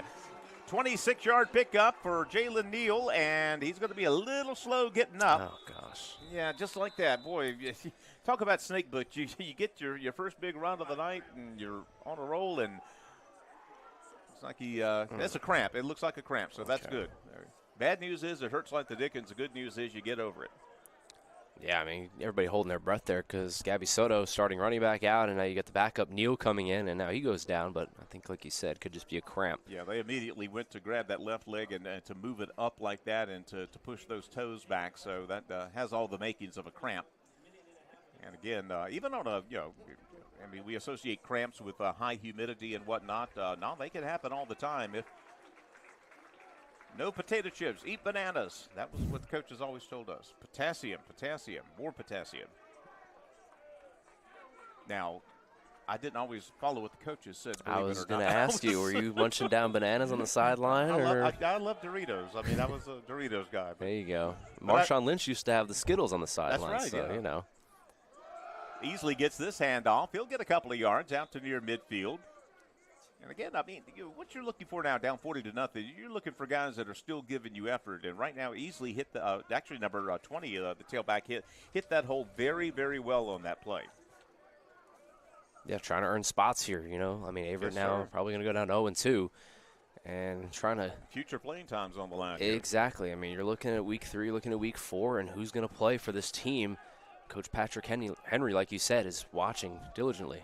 Deacon Nodine is the tailback for the Cougars. Fake it to him. Ross throwing it deep. Got a receiver. Incomplete. Boy, a good defensive play by the free safety there to get his mitt up on the football at the last second. That was good defense by number 12, Tony Napper, a sophomore. 5'11", 165 pounds. Looked like we had a step on him, but Napper closed the distance quickly, put his right hand up, got his got just enough of the ball to knock it away. And, boy, that was a good-looking pass from Ross there. That was a good ball. Good ball and good route. Like you said, Napper just making a really good play on the ball, sizing it up and swatting it away instead of trying to go for the pick. Trips right on a 3rd down and 7. Straight drop back by Ross. The lefty looks. He fires. It's going to be incomplete. Pass was a bit high. It was a very difficult pass to make through zone traffic there, trying to find Calvin Neal III. Pass a little too tall, and despite the big run by Neal, the Cougars are going to have to punt from their own territory. Injury for Southern Virginia. Virginia. We got one injury for alignment for Southern Virginia. Again, can't get over Devin Watson. He's now 19 of 25 passing for 254 yards. Got a good chance to win USA South Conference Player of the Week with those stats. D3 Player of the Week there. That, yeah. Goodness gracious. 3 touchdown passes tonight. He's got 1 on the ground. And this has just been a clinic by Southern Virginia. Again, football culture and success is a very hard thing to turn around. Averett University provides all you need for your future through learning that embraces all of your infinite potential. With flexible online and on-campus programs, affordable tuition, and over 50 majors and programs. Visit allaverett.com. Are you all in? To come out like gangbusters this year. Now, yeah, Averett's a very young team. But they're up 40-0, and they have looked like a juggernaut tonight. Yeah, exactly. And like we said, I mean, Averett's had some turnover.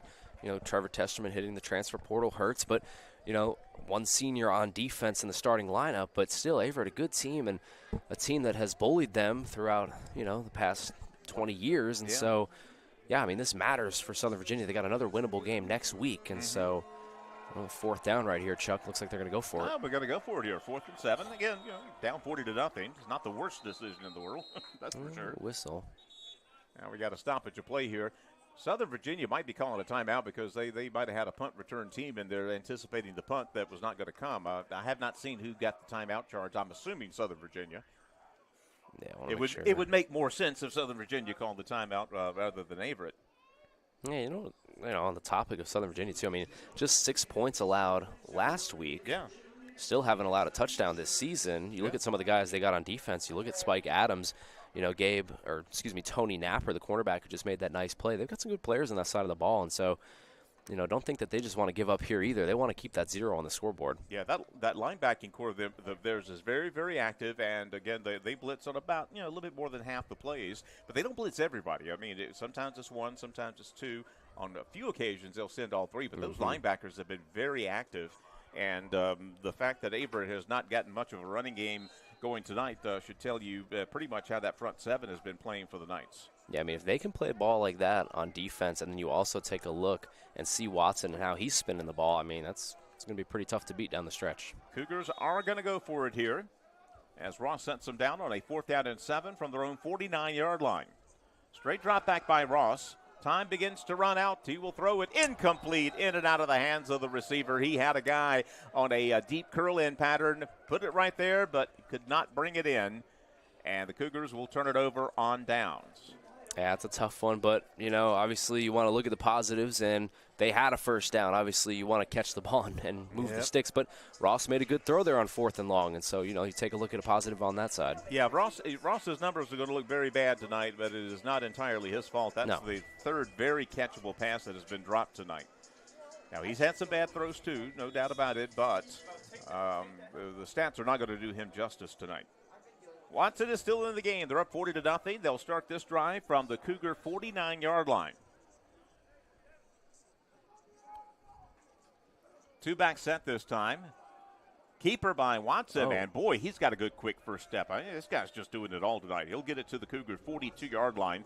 Pickup of 7 yards on first down. And no slowing down for the Knights. A little read option there with your quarterback up 40. Got to be careful. Yeah, we'll see how it works out. But, I mean, that was a darn good his first step is very good. Again, he's got quickness, not necessarily speed, but quickness. And you can get far with quickness. Shotgun set again. They'll do a little jet sweep to the right. Cougars do a great job of stringing it out. There is a flag on the play, but if the play stands, and I suspect it will, it's going to be a major loss of about 7 yards. Good job by the Cougars defense there. That's defensive discipline right there. And it's sometimes hard to maintain when you're getting pasted 40-0, but everybody stayed within their assignments that time. Yeah, and all the starters still out there for the Cougars, and in my opinion, they should be out there for the rest of the game. Like we said, just one starter on defense, or senior rather on defense. And so these are guys that have to learn how to gel together and play together, despite what the scoreboard says. They've all got to get out there and play together. Got to learn to play 4 quarters. Exactly. Yeah. Meantime, speaking of playing together, Hokies are down by 2 touchdowns to ODU boy. now. You said you weren't going to watch it? I lied. Second down at 13, about a 10-yard loss, actually, after the full assessment here.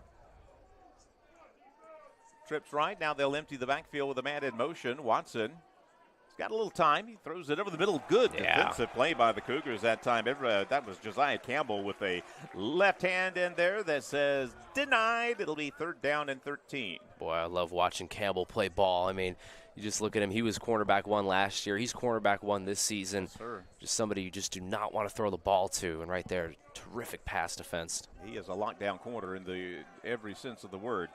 3rd down and 13 now for Southern Virginia. Line of scrimmage around 47. They'll empty the backfield again with 3 tight ends out of this set. They'll throw it short to one of the tight ends. That was caught. Yep, he did bring it in. It's going to be short of a 1st down, but it makes it 4th down and about 3, maybe 4. So a 4th down and reasonable here. What an interesting formation there, That Chuck. was, yeah. On 3rd and long, like you said, they bring out the almost goal line unit. Yeah. 3 tight end set. So here they go. They're going to go forward on 4th and 3, a 2-back set this time. And Cougars are pointing. Hey, they move. They move. Come on. Give us a break, ref. There we go. False start. Yes. There you go. We'll take whatever we can get. And we'll see if Southern Virginia still wants to go for it here on what would be a 4th and 8. We'll see why not. I mean, they're still in Averett territory, and it's 40-0 ball game. Well, if you remember all the way back in the 1st quarter, Chuck Watson kind of pooch kicked one down inside the 5. And that's been their only punt of the night. Yeah, exactly. They have not brought out a traditional punter yet. We'll see if Averett's going to bring somebody way down. Yeah. Safety. And he's going to do it again, a little pooch kick. Cougars have somebody back there, but they're going to let it go, and it'll take a night roll inside the 20-yard line, about the 18. So good job by the Cougar defense to hold there. That's, again, we've stopped them on 2 drives on downs, and 2 times we forced the pooch kick. So, yeah, 40-0. The defense is not going to get many accolades tonight, not the way Watson is, but it hasn't been all bad for the Cougars. And, again, I can't get over looking over this defense. Everybody, with about 3 exceptions, is a freshman or a sophomore. Mm-hmm. That is a young defense. Yeah, a lot of turnover from last season, Chuck. And so these guys are going to have to learn to build that chemistry throughout the season. And it's early. It's just week 2. 1st and 10 Cougars, their own 18-yard line. Ethan Ross still the quarterback. Neal gets another handoff. He's looking for room. A stutter step back inside. Solid run ahead to the 25-yard line. That's about 7 yards on 1st down. Cramp no more as Neal comes right back into the game and starts right where he left off with a big run. Like we say, they go away quickly. The problem is they hurt in the short term. I think we got a little movement up, and I think we're going to get 5 of those yards assessed back against us here. That's going to be the case. False start against the Cougars. And you're talking about Coach Henry watching the film, and he's going to hate that. I mean, Neal gets a nice run, and now you're in 2nd and short, and then you give it right back with the mental penalty. Exactly. The mental penalties are the ones that drive coaches crazy. I mean, the offsides will get a coach hotter than a personal foul penalty. I mean, a personal foul penalty, sometimes that's just aggression, and it is what it is, but, this is preventable. Yep. So it'll be 2nd down and 8 after the 5-yard assessment. Line of scrimmage, Cougar 20-yard line. Tight end to the left, 2 wides to the right. Neal gets another carry, looking for room. He'll get out past the 20. Solid run. Shy of a 1st down, but he's going to get most of it back, and it's going to be a 3rd down and probably less than a yard. Slow to get up again. Yeah. Boy, oh also, boy. another bad thing about a cramp, you get one, another one's not far behind probably.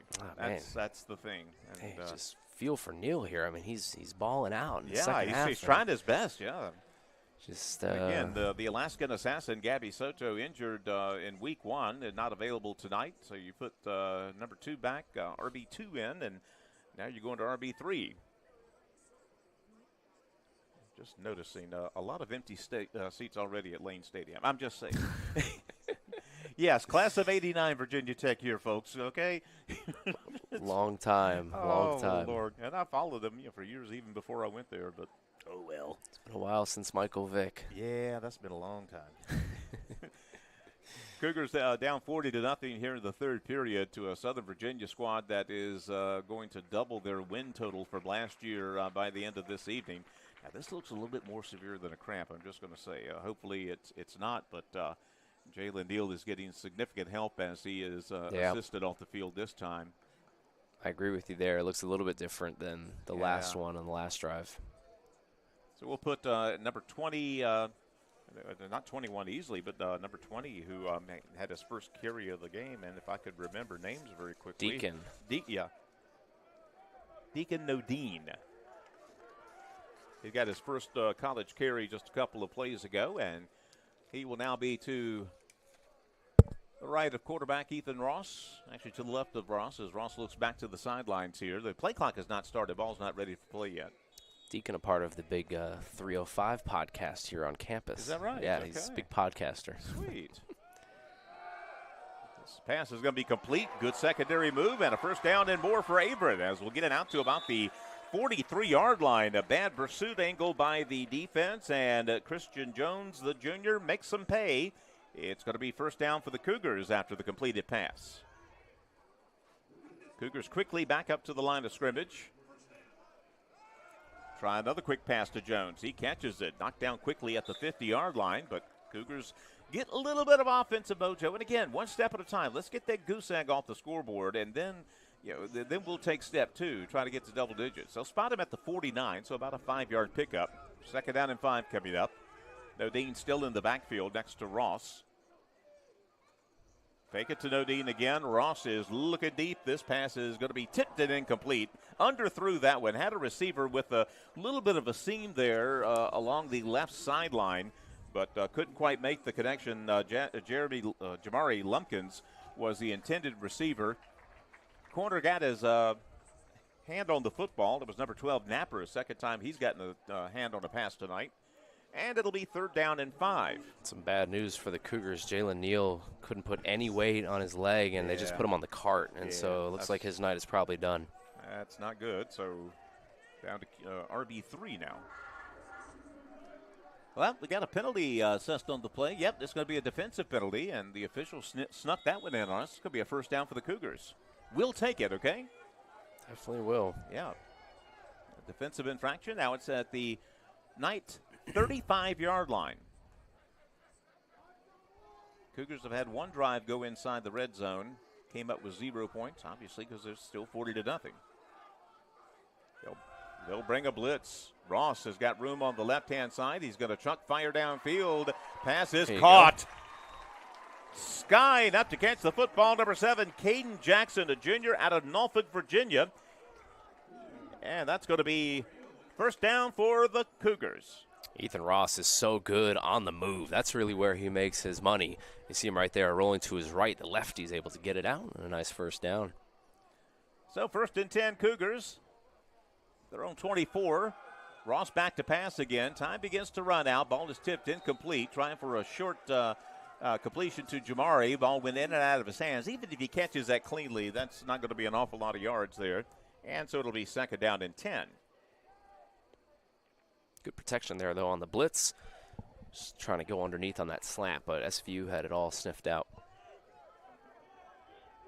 Cougars with their second best field position of the afternoon, down 40-0 here in the third quarter. Nodine still in the backfield. 2 wides to the right, 2 to the left, a doubles formation. Ross passing. Pressure begins to take over. Throws it across the field, incomplete. Little contact there, but it was incidental. Both guys are going for the football. And it will fall incomplete at the 5, and it'll be third down and 10. Well, this is interesting, Chuck. I mean, it's obviously 40-0, and if it's fourth down, do you think about kicking the field goal just to get points on the board? If it's fourth and long, or are you still going for it? What do you think? I think you get rid of the goose egg. You give your place kicker a little bit more experience. Place kicker missed 1 of 2 extra points last week. Nodine still the tailback, but trips left this time for Ethan Ross as he sets him down. Straight drop back.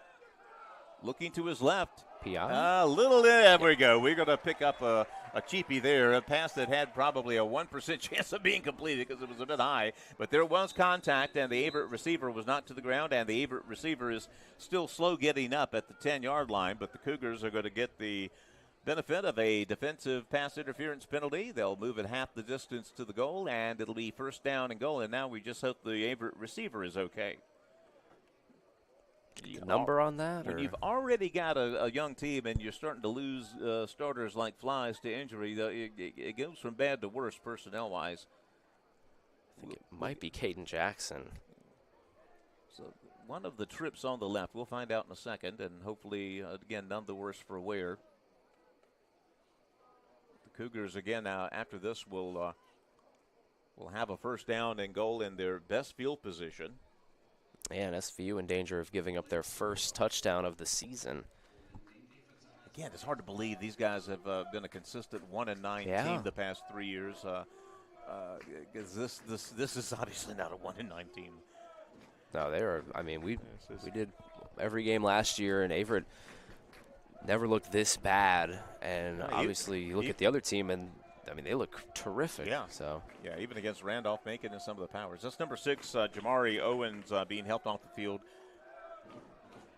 He'll be taken off the field with an injury, but here we go. They move it to the 10-yard line, so it's really first and goal from the 10. Ross sets him down. Nodine in the backfield. Nodine is now in motion. Empty backfield. Ross, a middle screen. It's complete to the right side. One good move to the outside, the 5-yard line to about the 3. Ball was fumbled at the end, and we'll see if they called him down. Did he get in? Are we seeing a touchdown on the far side? I have not seen the arms go up. they're calling it a touchdown. They got in. Holy smokes. Wow. How in the world did he find the corner that time? An almost voodoo touchdown from Jamari Lumpkins, a senior out of Hampton, Virginia, and we will take it. Long afternoon just got a little shorter for the Cougars as they get a 10-yard touchdown. That was a good cutback by Lumpkins. As soon as he caught the ball, he came back at like a 45-degree oblique angle and then went back to the outside and somehow managed to stretch the ball out and get it into the end zone. Wow. Yeah, wow. Wow is right. I mean, my goodness, Lumpkins, it's a misprint on the depth chart. He's actually a freshman. That's his first touchdown of his career, and so Sweet. Nice job there from Lumpkins. Going for 2 here are the Cougars. Nodine in the backfield. Ross is going to roll to his left. Got the receiver in the quarter, incomplete. Pass a little too tall. But the goose egg is gone. 40-6. The Cougars trail Southern Virginia. We'll bring you back for more third quarter action from Frank Campbell Stadium in 1 minute.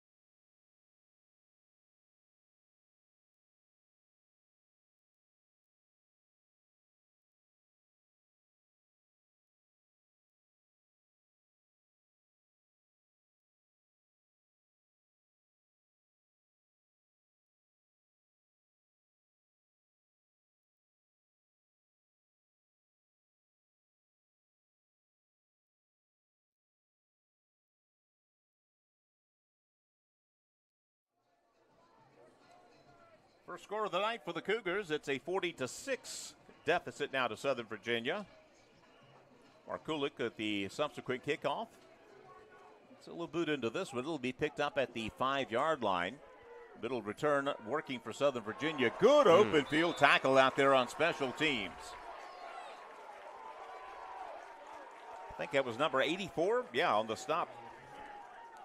My old eyes need something better than glasses. Amonte Scott on the stop for the Cougars. Nice 11-play, 81-yard touchdown drive for Averett on the last possession. That sounds nice. That was 81 yards is more than we got in the entire first half. True. So hats off to the Cougars for still playing hard. Like I said, like my coach said that one game, I'm not going to watch any first half film, but I'm going to watch the second half film like a hawk and see who's still playing hard, and everyone wearing the home blue is still playing hard. We still have Watson into the ball game. He'll throw a short pass left-hand side, complete to Saunders out of the backfield. He does a good job turning the corner. Got a little bit of a step and a flag on the play. I think we're going to be able to tack on 15 more to that. And it'll be first down and then some for the Knights of Southern Virginia. Promised I wasn't going to say this, so I'm going to say it. Buena Vista in Southern Virginia doesn't mesh with me geographically. I'm just saying. I've been to Buena Vista. Nice place. It's not in Southern Virginia. We're in Southern Virginia. Anyway. See, now you need to start giving us the best restaurants. You got to get into your blowout That's it, yeah. notes. Oh, I went to Texas Steakhouse. Yeah, exactly. Fantastic meal. Now, have you gone to the Gordon Ramsay's at the casino yet? No, I have not, but I want to. Yeah, I got to get over there. I want to, but the bank has denied my loan application. Yeah. I mean, Beef Wellington looks great, but $100, I don't know, man. God, yeah. No, I've heard it's really good. But Yeah. I haven't been able to get on down there. Some of my well-moneyed friends assure me it's very nice. Mm-hmm. First and 10, they'll hand it off to, I think it was Saunders out of the backfield. Short pickup as the Averett defensive line holds steady. Tell you what, for that price, Gordon Ramsay better be right It there, better be and he Gordon. better be flipping them burgers or something, He man. better be feeding me. Yeah. I mean, putting it into my mouth. Thank you, Mr. Ramsey. It's a good place, though. A lot of Steve Del Giorno's 500 block of the Crankhead restaurants are there now, too. Yep. Make the handoff, slant pattern again. Ooh. Boy, did he make that what he did. That was a darn good catch by the receiver, and that's the backup quarterback, Quinn Massey, on a curl in, and that's just a dart from Watson. Where did this guy come from? Yeah, had Campbell draped all over him, too. My goodness. You can't do any better coverage than that. And you see the receiver give Campbell a pat on the stomach there, too. Is like, almost a nod. Good coverage, man, but my quarterback's just on one right now. Yeah, he's putting it right there, and they're catching it. So Watson will set him down at the Cougar 39-yard line. Very comfortable 40-6 lead for Southern Virginia. He'll put it in the tailback's belly and ride him it to the outside. Good coverage by the Cougars. Will hold him to about a 2-yard pickup. They'll move it ahead to the 38, so maybe only 1 yard on that play. Good job by the Cougar defense to stretch it out. And for those of you who are Hokie fans, they're now down 21-0 to ODU. That's pretty wild. And they asked me why I drink. 38-yard line, second down and 9. Folks, I promise I'm paying attention to this game. Trust me. High snap. Tailback will get this carry. No keeper by Watson. Left-hand side. Whoa. Faked everybody out. He'll get the horse collar down at about the 33-yard line, 32. So it'll be third down very short. And, again, he's just got that quick first step. Again, not a burner in terms of raw speed, but that first step is so crucial, and he's got it. Sneaky athletic for sure. Third down, about 3 to go. They'll stack trips to the offensive right. Tailback gets this carry. Good block up front. He's got a first down and more. That was a darn good block by the center and the right guard. They did a combo block on Averett's pincher, and there was all kinds of room there to run. And it'll be another conversion. They were 5 of 7 on third downs in the first half, which is just an incredible number, really, especially when you consider 3 of them were like 3rd and 9 or worse. Yeah, those two guards you mentioned, Del Simmons and Ryan Lee, both 5'11 and 5'10. A little shorter for guards, but boy, they can move. High snap again. Tailback gets another carry. This time the Cougars are there. No gain on first down as Southern Virginia is working a little clock now. There's not the urgency in their step, and why not? It's 40-6 and under 4 minutes left in the third quarter. The winner of tonight's game has been determined, but for a young Cougar team, these snaps are invaluable. Yes. To get that experience, get it under your belt, and by the end of the season, the freshmen and sophomores are sophomores and juniors. Press coverage one-on-one on the bottom of your screen. Right there. Campbell. And Massey. Stoppage of play and timeout for the Cougars. We'll take a quick one as well. Averett trying to hold steady to a 40-6 deficit right now, trying to make a third defensive stand in the red zone. We'll bring you back for more in a minute.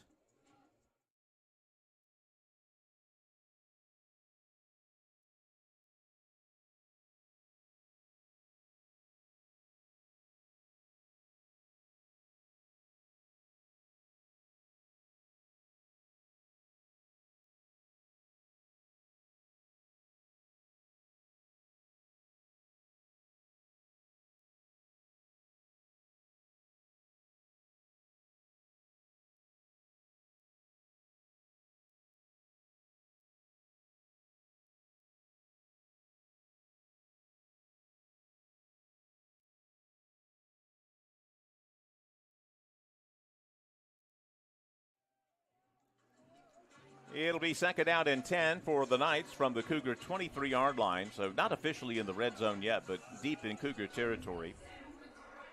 Late third quarter action here. It has been all nights, all afternoon and night. 40-6, Southern Virginia leads Averett. Straight pitch to the right. Tailback gets a good head block out past the 20-yard line, about the 17 or so. He'll get about 5-6 yards on a second and 10. Sets up a third down, about 5 to go, according to the chains.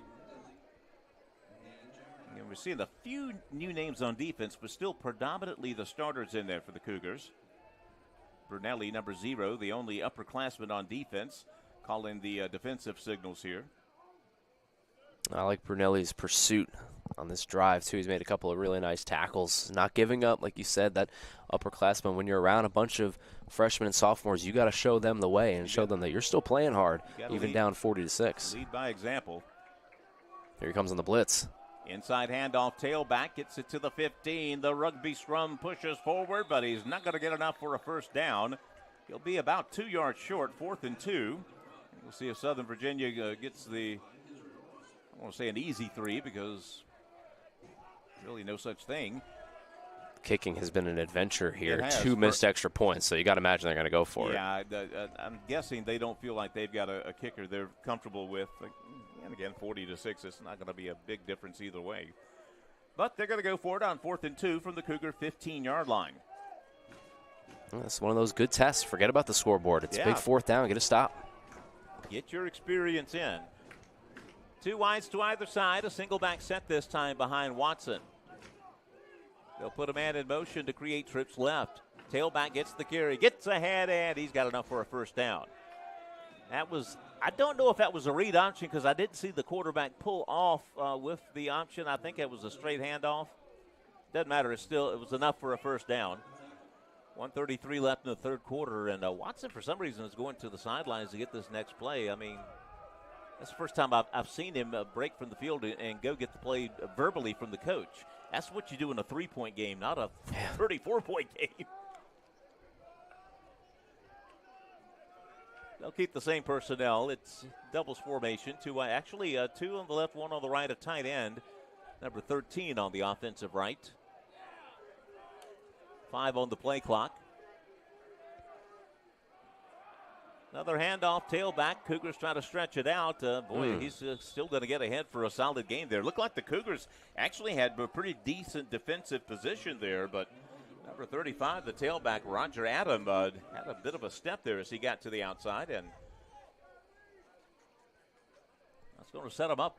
2nd down and 4 from the Averett 5, so they can get a first down without a touchdown, but why bother, I guess? Yeah, an 11-second difference between the play clock and the game clock, so they're going to have to get a snap here before the third quarter concludes. Watson will bring him up to the line, and he'll settle into a shotgun set. They'll flip the formation, tight end to the left. Keeper by Watson. No, a handoff to the tailback. Pops to the outside. Averett misses one tackle, dives towards the corner, and he will get in for a touchdown. Roger Neal on the carry, and that'll stretch it out to a 46-6 advantage. 7 seconds left in the third quarter. Again, that's number 35, Roger Adam. Basically the 4th guy they've handed the ball to. They do not utilize a fullback out of this set. It's always a single back, if there's any back at all, and he's the 4th different one to carry, and he will get on the scoreboard.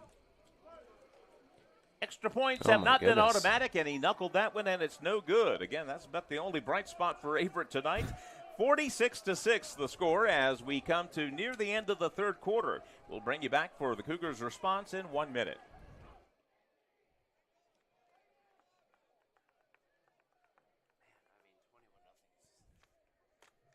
I think they've quit. Yep. Not Cougars, Hokies, just for those listening.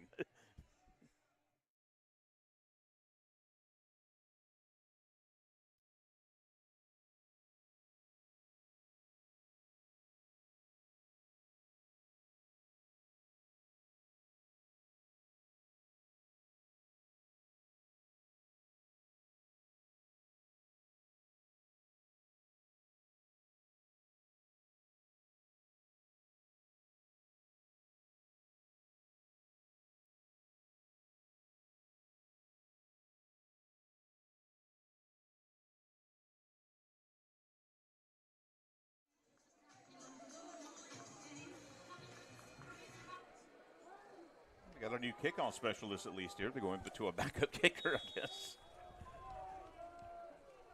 Number 43, Elijah Chipple, is listed as a tight end, but he's going to be the kickoff specialist this time.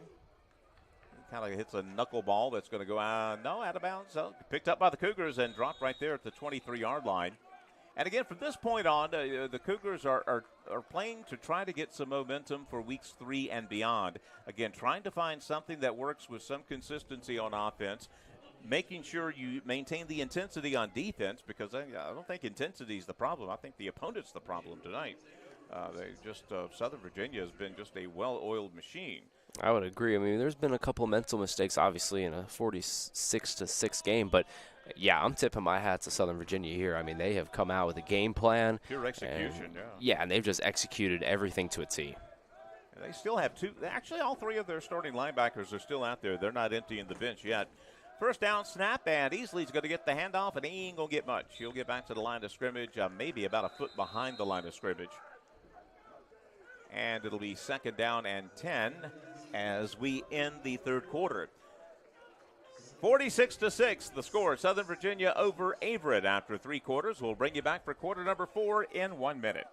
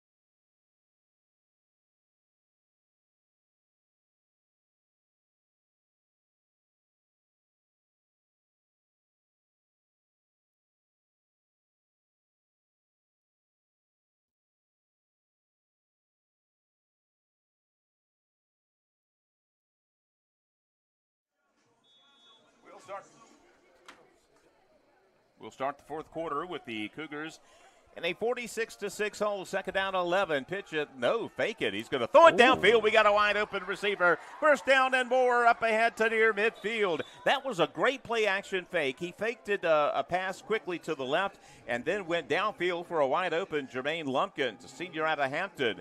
Good pitch, good catch, good yards after the catch, and he'll move it to the 50-yard line.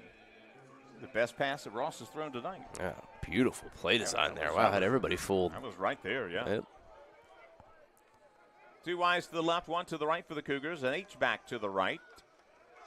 Straight drop back from Ross. He's flushed out of the pocket. He's going to throw it up for grabs, incomplete. Good job by the Knights defense to force him out of the pocket. Throwing on the run. Wide of the receiver, it'll be 2nd down and 10. You talk about the second half, obviously the scoreboard completely irrelevant at this point. Averett's going to lose the game, but coming off of an 11-play, 81-yard touchdown drive, you have that big play on the play action. Yeah. You know, try to get something good here again, and now you got back-to-back possessions with a score. Just trying to get some good mojo going. They'll bring a blitz this time. No, Dean will get the carry, and he will get nothing. He'll actually lose about a yard on the play, as they just did a full-out blitz that time. One of the few times that they'll blitz all 3 of those middle backers. And it worked, and it'll be a 3rd down and 11 now for the Cougars. Ball back in Averett territory at the Cougar 49. We'll run trips left out of this set. Calvin Speed, the tight end, will be a slot receiver to the left. Lone wide out to the right. Nodine is still the tailback for the Cougars. Ross straight drop back, throws under duress. It's caught. Yes, it was. Bobbled, but still caught it a 1st down. Ho-ho! We will take it. Caden Jackson, the junior, on the catch. Good pass by Ross. He put it right on the breadbasket there. And it'll be 1st down Cougars from the Knight 34-35-yard line. I got to be honest, Chuck. I'm very impressed with Ethan Ross here in the second half. He has looked really good. Obviously dealt with some drops in the first half, but he's looked pretty good here in the second half. Yeah, he was under duress that time, and he got off a seed. That was a good-looking throw. Same formation, trips left for the Cougars. Straight drop back again from Ross. Time begins to run out. He's flushed out of the pocket. There's a flag on the play as he chucks it downfield. Ball is incomplete. Good job by the defender to close the distance, but I do believe the flag is going to make it a moot point. I think we got a hold against the Cougars, and we do.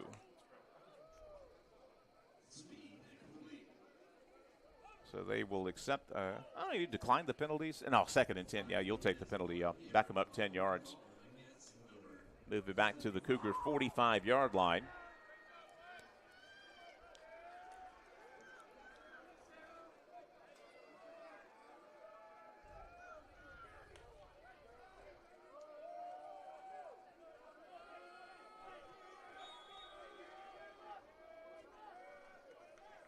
Looks like we'll have ball ready for play. It is. First time I've seen a 3-down lineman set from Southern Virginia. Looks like they brought in an extra backer now with Averett in pass mode. Doubles formation, 2 to either side for Ethan Ross. They'll bring 2 backers on this one, and he's going to cock and fire. Left-hand side looking for a receiver. Caught! Fantastic adjustment to the ball. I believe, again, that was number 4, Jamari Lumpkins on the far side. He did a great job of adjusting to the ball, slowing down just a little, working around the defender, coming back, and the Cougars are knocking on the door again. And that's Lumpkins again, the freshman who had his first career touchdown on the last drive. Another really good play there. A very good adjustment to the ball by Lumpkins. Now we got a stoppage of play now. Not sure what this is all about. And yes, the ball is a little bit behind Lumpkins there, but Ross off his back foot with pressure right in his face is able to get it right near him. He saw the one-on-one matchup there and just threw a ball that only his guy could get. Exactly. And a good timing, again, a good adjustment by Lumpkins there. Not sure what the delay's about here. Might an equipment issue of some kind. Either way, the umpire will set the ball down, and we're ready to go. 12:35 in the ball game. Averett trying to get double digits on the scoreboard. Straight drop back from Ross, looking left-hand side, double coverage incomplete. That was actually, we had 2 receivers out there. I did not see the second. And generally speaking, yes, speed is looking back at Lumpkins now. One of them, I think, went the wrong way. And only the coaches and them know. But you don't draw up pass plays with 2 receivers on top of one another. So the incomplete pass, it'll be 2nd down and 10, Cougars. From about the 12-yard line. We'll run trips to the right this time. Kind of a bunch formation. Modine is still the tailback out of this set. 10 seconds. Yeah. Still some confusion going on, though. Yeah, you just basically flip the formation around. Ross back to pass again. He's flushed out of the pocket. Now rolling against his body. He chucks it into the end zone. Incomplete. Good coverage out there. The defender was in perfect position. And it'll be 3rd down and 10. Yeah, 3rd down and long here again. We kind of mentioned it in the last quarter, but start to think, too, is it really 4th-down territory? I mean, or do you give your kicker a chance to make a nice field goal, feel something good about that? But we'll see what they do here. It'll be 3rd down and 10. Again, line of scrimmage is the Southern Virginia 12-yard line. And we're going to run the same formation, kind of a bunch trips to the right. Calvin Speed, the tight end, is the inside receiver on that bunch set. Single receiver to the left. I believe that's easily now in the backfield. Actually, Nodine goes in motion. Oh. Ross is flushed out of the pocket. He's going to run and see what he can get. Not quite a 1st down as he's hit out of bounds, and it'll be 4th down and kind of short for the Cougars. I think it's close enough to where you go for it here, unless you want to get your place kicker some field goal experience here. Actually, they're going to say he stepped out at the 8. I thought he got up a little higher than that, but again, it's on the far side of the field, so I'll trust the official's eyes over my own. Trust me, that far away. So the Cougars aren't going to go for it. It's 4th down and about 7 to go, maybe 6. Line of scrimmage is the 8-yard line. They got to get it to about the 2. 3 tight end set this time by the Cougars, based on their alignment. Ross is back to pass. He's flushed out of the pocket. He's hit as he throws. It's caught in the end zone. Did he bring that in? He did. Touchdown. Second touchdown of the night for number 4, Jamari Lumpkins, a senior out of Hampton, Virginia. That was a good pass under duress by Ethan Ross, and the Cougars have now made it to double digits. Yeah, what do we have here with Lumpkins? Yeah. And freshman making a nice play there again. Second touchdown. And this is what you want in a blowout game. You want to see guys emerge. And Lumpkins has emerged here in the second half with 2 touchdowns. See them step up and make some doggone plays. And Ross, again, he's been dealing with pressure all night long in the pocket. And he's able to stand in there and make a nice catch. Okay, he's a freshman out of Hampton, not a senior. The depth chart is wrong. the roster is right. I like freshmen better than senior for the future anyway. 2-point conversion play against the body, wide open, speed in the end zone, and a speed kills, touchdown, or 2-point conversion. Wish it were a touchdown. The Cougars get a 2-point conversion, and pride is enough to play hard. 46-14, Southern Virginia over Averett. We'll bring you back for the kickoff in a minute.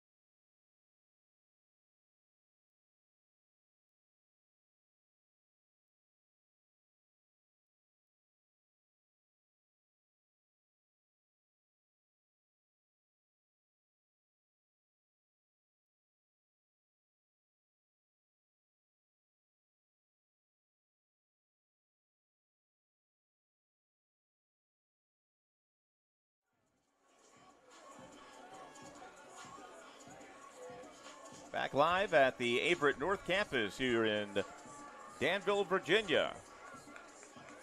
Shout out to those who are following Southern Virginia who are checking us out this evening. I expect most of you have a smile on your face. 46-14, Southern Virginia over Averett. Again, Averett's won the 3 prior matchups over the years between these two teams, but looks like Southern Virginia is going to make a dent in that tonight, big time. So will Averett's freshman kicker, Michael Markulik, out of Apex, North Carolina, has it teed up on his own 35-yard line. He's been getting some pretty good distance on his kickoffs in the second half here. Get a decent boot into this one. Yeah, it'll be picked up about the 10-yard line.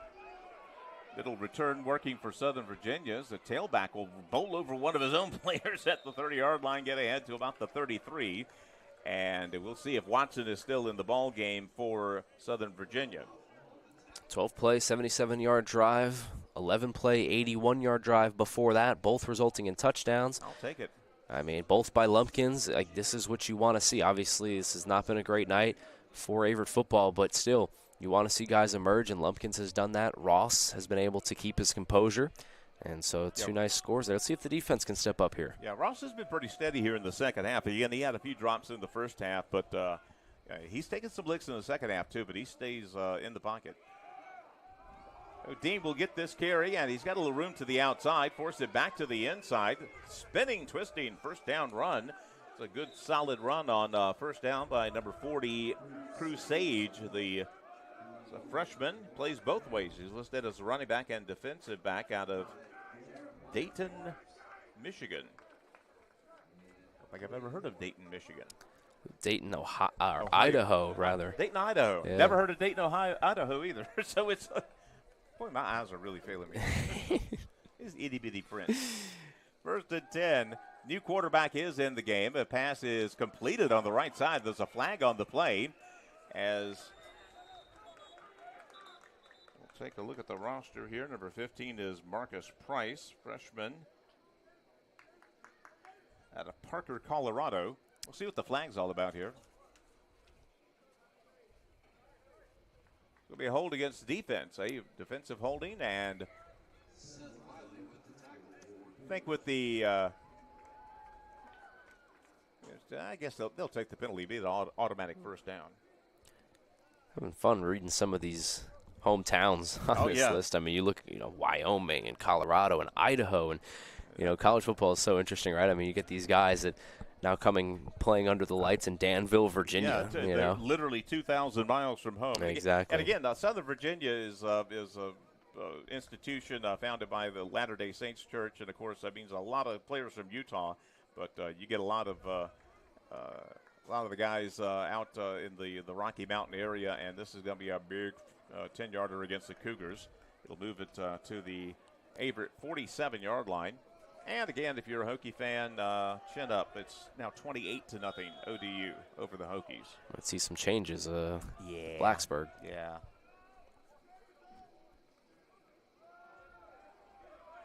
Tailback to Caleb on the carry. He's only going to get a couple of yards, maybe even only 1 yard. Good swarming by the Cougar defense. And we're starting to see some wholesale substitutions on both sides as we get deeper into the fourth quarter. Again, the game has long since been decided. It's a 46-14 game now, just under 10 minutes left to go. Trips left. Tailback's going to get another carry, try to get to the outside. He'll turn the corner and get some positive yards. Good job of pursuit by the Cougar linebacking core, but not before the tailback picks up about 5 yards. It'll set up a third down, about 5 from the Cougar 43-yard line. Brunelli again, just pursuit, trying to get after the ball, and right there making another nice play, trying to avoid a big rush. Brunelli, the senior, leading by example, playing hard to the last drop here tonight in Danville. They'll say it's a 4-yard gain, so it'll be third down and 6. They'll flip the formation, put trips to the right. A single tailback, straight drop back by Carter. He's out of the pocket, and it's going to be a major loss on the play. Ivan Williams, a sophomore out of Orangeburg, South Carolina, with a good step off his right defensive end position, drops the quarterback for a major loss.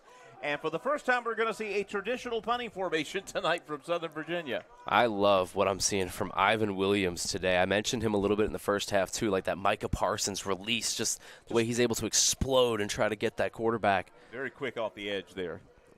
And, I mean, he ran him down in a heartbeat and brought him down hard. Yeah, I think he's going to have a really good season. A sophomore from Orangeburg, South Carolina, like we talked about, close to Myrtle Beach. So, again, the first traditional punt of the night, and this one will not be returnable. Francois will watch this rolled inside the 20 to about the 15-yard line, 16-yard line, and that's where Cougars will start another drive, 46-14. Again, you've got a little mojo on offense now. You've had 2 very good drives here in the second half, and you get the feeling if you could put together a third scoring drive here, that just gives you confidence, and confidence for a team that's given up 100 points in the first 2 weeks is going to be hard to come by, but you could get 3 scoring drives and a half, all of them very long. That goes a long way towards week 3, week 4, and beyond. Yeah, and week 3, like we were just talking about, playing Gallaudet. Gallaudet, there you go. I have a hard time pronouncing that one. But, yeah, that's a conference game. Yeah. And these are your first 2 non-conference games. And so first one, you took your lumps. First half here, you took your lumps. But, it was 40-0. And now if you score here, it's 21-46. And so something to look positive at. Single back set easily. Actually, it's not easily on the carry, but not going to be much. He'll drop it back to about the 12-yard line. Trying to figure out who was the ball carrier on that play. You got Neal and Soto out now, and so, going way down on the depth chart. Is that Neal? I think it was Neal on the carry. Anyway, Ross is going back to the sidelines to try to get the play. Actually, number 14 for Averett on the carry last time. We'll break out my binoculars for the first time. They're far away from me. Ross is back to pass, looks right, throws left. It's complete ahead to the 20-yard line. Cuts back up inside. The first down yardage. Solid pitch and catch that time. And there's our boy, Jamari Lumpkins again. A freshman, not a senior, a freshman out of Hampton, Virginia, 5'11", 170 pounds, making a splash tonight for the Cougars. So Ross will set them down. First down at the Cougar 29-yard line. Straight drop back from Ross. Time begins to run out, looking downfield. Incomplete pass. Good coverage all around. We were running 2 streaks on the left side, one of them shallow, one of them wide, and tried to find the white side receiver there. The ball Again, the defensive back was in fantastic position. And it'll be 2nd down and 10 for the Cougars. 143 passing yards in the second half for Ethan Ross. Not too shabby. Definitely an improvement from the first half for sure. Yeah, it looks like we found a couple of guys that we can trust. Lumpkins has really made a name for himself tonight at receiver. Ethan Ross, the quarterback, takes a shotgun snap, fakes the pitch. Now he's going to throw it to the left-hand side. Good catch on the far side. That was Calvin Speed Jr. skying to get that football. He landed inbounds, and they're going to say it was incomplete. Oh, gosh, come on. I thought he came down inbounds with that bad boy. Might have to go down there and show them the replay maybe. I mean, let's go to New York, folks, and see what. Yeah, 3rd down and 10 now. I thought he Where's came the down. red challenge flag, man? Yeah, I thought he came down with a foot inbounds there, but. That's all you need in college. Anyway, it's on the far side of the field, so yeah, even though I had the binoculars on that time, So here we go. Cougars now with a 3rd down and 10.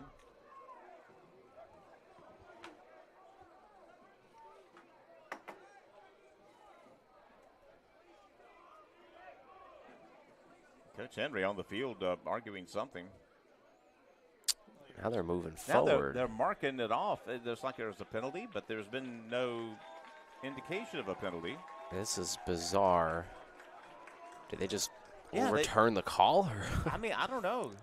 It's not around where he caught it, No, though. it's That's not, the yeah, thing. it's- They only moved up about 10 yards. 10 yards, so it's evidently a defensive holding penalty of some kind, and the official never made any indication. I did not see any yellow on the field. That is the weirdest part, is no yellow and no call. No call. So I mean, let us know. we'd love to know. First down snap to Ross, straight drop back. Pressure over the middle. Oh. Ball is incomplete. Trying to find Lumpkins on a curl-in pattern. Pass was way too tall. Lumpkins got a hand on it. Then the free safety got a hand on it, and the ball falls harmlessly incomplete. It'll be 2nd down and 10. Just keep feeding Lumpkins, though. I mean, right there, obviously the throw isn't there, but he's able to create space and get wide open on that curl. He was open. First step is you got to get open, Yeah, and sure. he's been able to consistently get some separation from the defenders, at least here in the second half. 46-14 again. The Southern Virginia is going to leave Danville with a win tonight, but Cougars are playing for pride and for the season yet to come. Straight drop back from Ross. Slings it downfield, incomplete. That one had like a 0.1% chance of being completed. Trying to find Lumpkins again, and it was not a bad throw, just that he was right in the middle of 4 defenders there, and it had to be absolutely perfect, and it was about maybe 6 inches off. So they will set that down, and 3rd down and 10 for the Cougars. Line of scrimmage is the Averett 43-yard line. 2 wides to the right, 1 to the left, tight end to the left. Movement, yep, they back that up 5 yards, big time. Somebody jumped the gun, one of the interior linemen, and 3rd and 10 becomes a 3rd and 15. I will say that's one of the very few false starts that we've had today, and for a team that blitzes a lot, Yeah. give Averett some credit there, not flinching too much, but obviously right there, just give it right back. We are seeing a couple of backups in for Southern Virginia on defense. He's still got that number 28 out there. It's been a Tidwell outside backer. He's still in there. So 3rd down and 15 from the Cougar 38. Here comes a blitz. 2 guys coming in. Ross, the ball is tipped and incomplete. He's trying to set up a little quick screen there. Really a naked middle screen, it looked like. But one of the linemen got their hands on the ball. 4th and 15, and Cougars are probably going to go for it here, I would guess.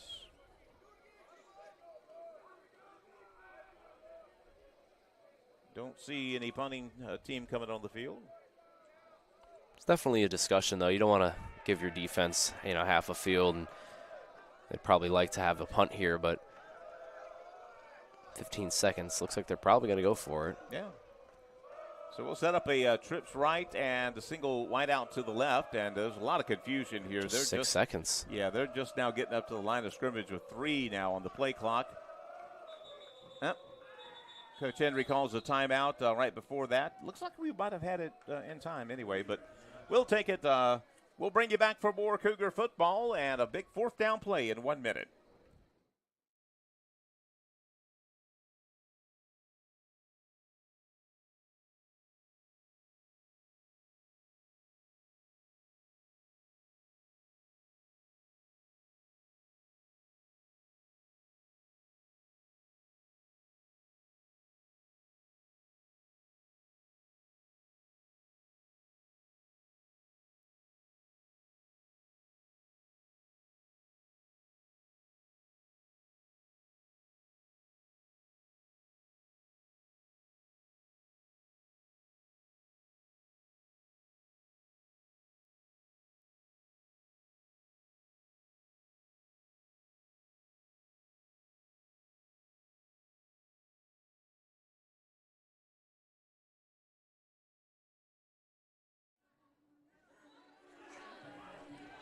(46-14), the Cougars trail Southern Virginia, and it'll be 4th and 15, and the Cougars are going for it despite being at their own 38-yard line because this is a 32-point game.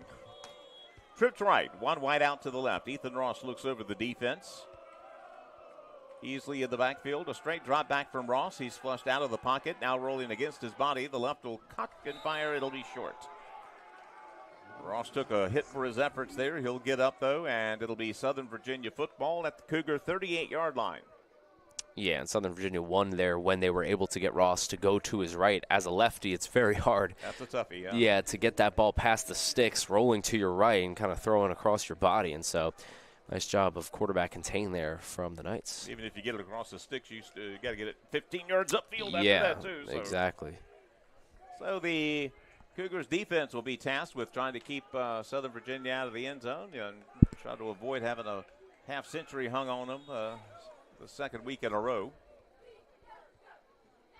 Two wides to either side. Again, the backup quarterback is in for Southern Virginia. Quick set pass to the outside. That's well done. Good job by the Cougars out there to take a decent pursuit angle on the tackle on the far side. Pretty good job on defense. Pretty much all you can do on a play like that, and it'll be second down and about 7.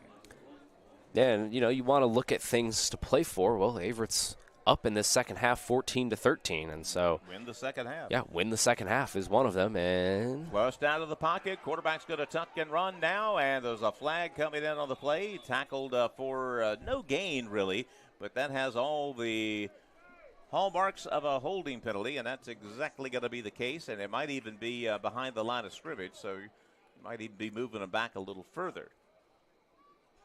Just kind of on that point, yeah, 33 points, and obviously like we were talking about, I mean, Watson hasn't played much here in the second half, but you're going to take what you can get with a conference game coming up next week in Washington, D.C. I'm really interested in seeing how Southern Virginia fares the rest of the year. Again, this is a football program that doesn't have a lot of history to build on, not a lot of success. 3 straight 1-9 seasons. They've been kind of the sacrificial lamb, homecoming U for other teams, and this ain't a homecoming U team, buddy. No, we watch a lot of football, obviously, yeah. And you can just tell when a team is in a groove, and just tip your cap. I mean, the play design and the running and all of it's been spectacular here today. So a quick set pass, complete left-hand side. Cougars trying to string the play out. Tailback will get the carry, and he'll get it out beyond the 40. Kind of get the penalty yards back as it'll set up a 3rd down and 8. I mean, kind of to change sports here, but it's kind of the same deal. Averett baseball had multiple 6-win, 7-win seasons for the past few years, and then last year they make the playoffs. And early in the season, you look at it and you're like, we should not be losing to this team. But as the season goes on, you're like, oh, wow, this team is actually really good. And loss looks a little better. Exactly. 3rd down pass, right-hand side. Good job by the Cougars right there to snuff him out for a loss. That was good pursuit by Cougars outside backer. I believe it was number 12. Number 12, Rocco Fazzolari. Okay, yeah, missed his last name. Might have another pooch kick here maybe on 4th down. We'll see if their backup quarterback is an effective pooch kicker. Watson had it down. 2 punts inside the 10-yard line. He nailed it. Pulling the Elway on us. Yeah. So they'll wait for the clock to tick down again, a 46-14 game. You're going to try to drain a little clock here and create as few snaps as possible. 4:18 and counting in the football game, and Take the delay game here, too, probably. Yeah, they'll take the delay, 5 yards. And let's see if they go to a traditional punt set. It would be only their second time tonight. Interesting. They did call the A timeout there. Okay. Yeah. That's unusual. Maybe it makes you think they actually might go for it then if you don't want to lose 5. We'll go and take a quick one as well. Yeah. Cougars are going to have a 4th down defensive stand, hopefully, here. We'll bring you back in a minute.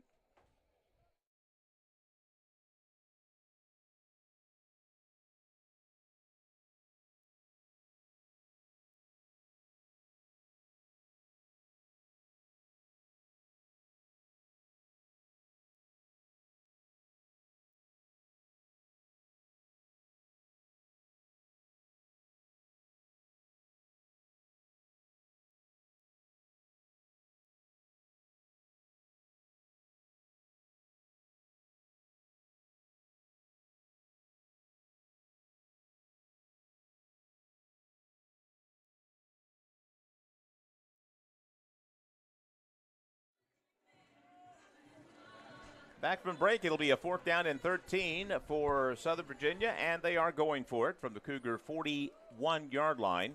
They'll put trips left, 1 to the right. Safety deep back, maybe expecting that pooch. No pooch. It's going to be a short pass, a screen pass complete. The Cougars' defense is there.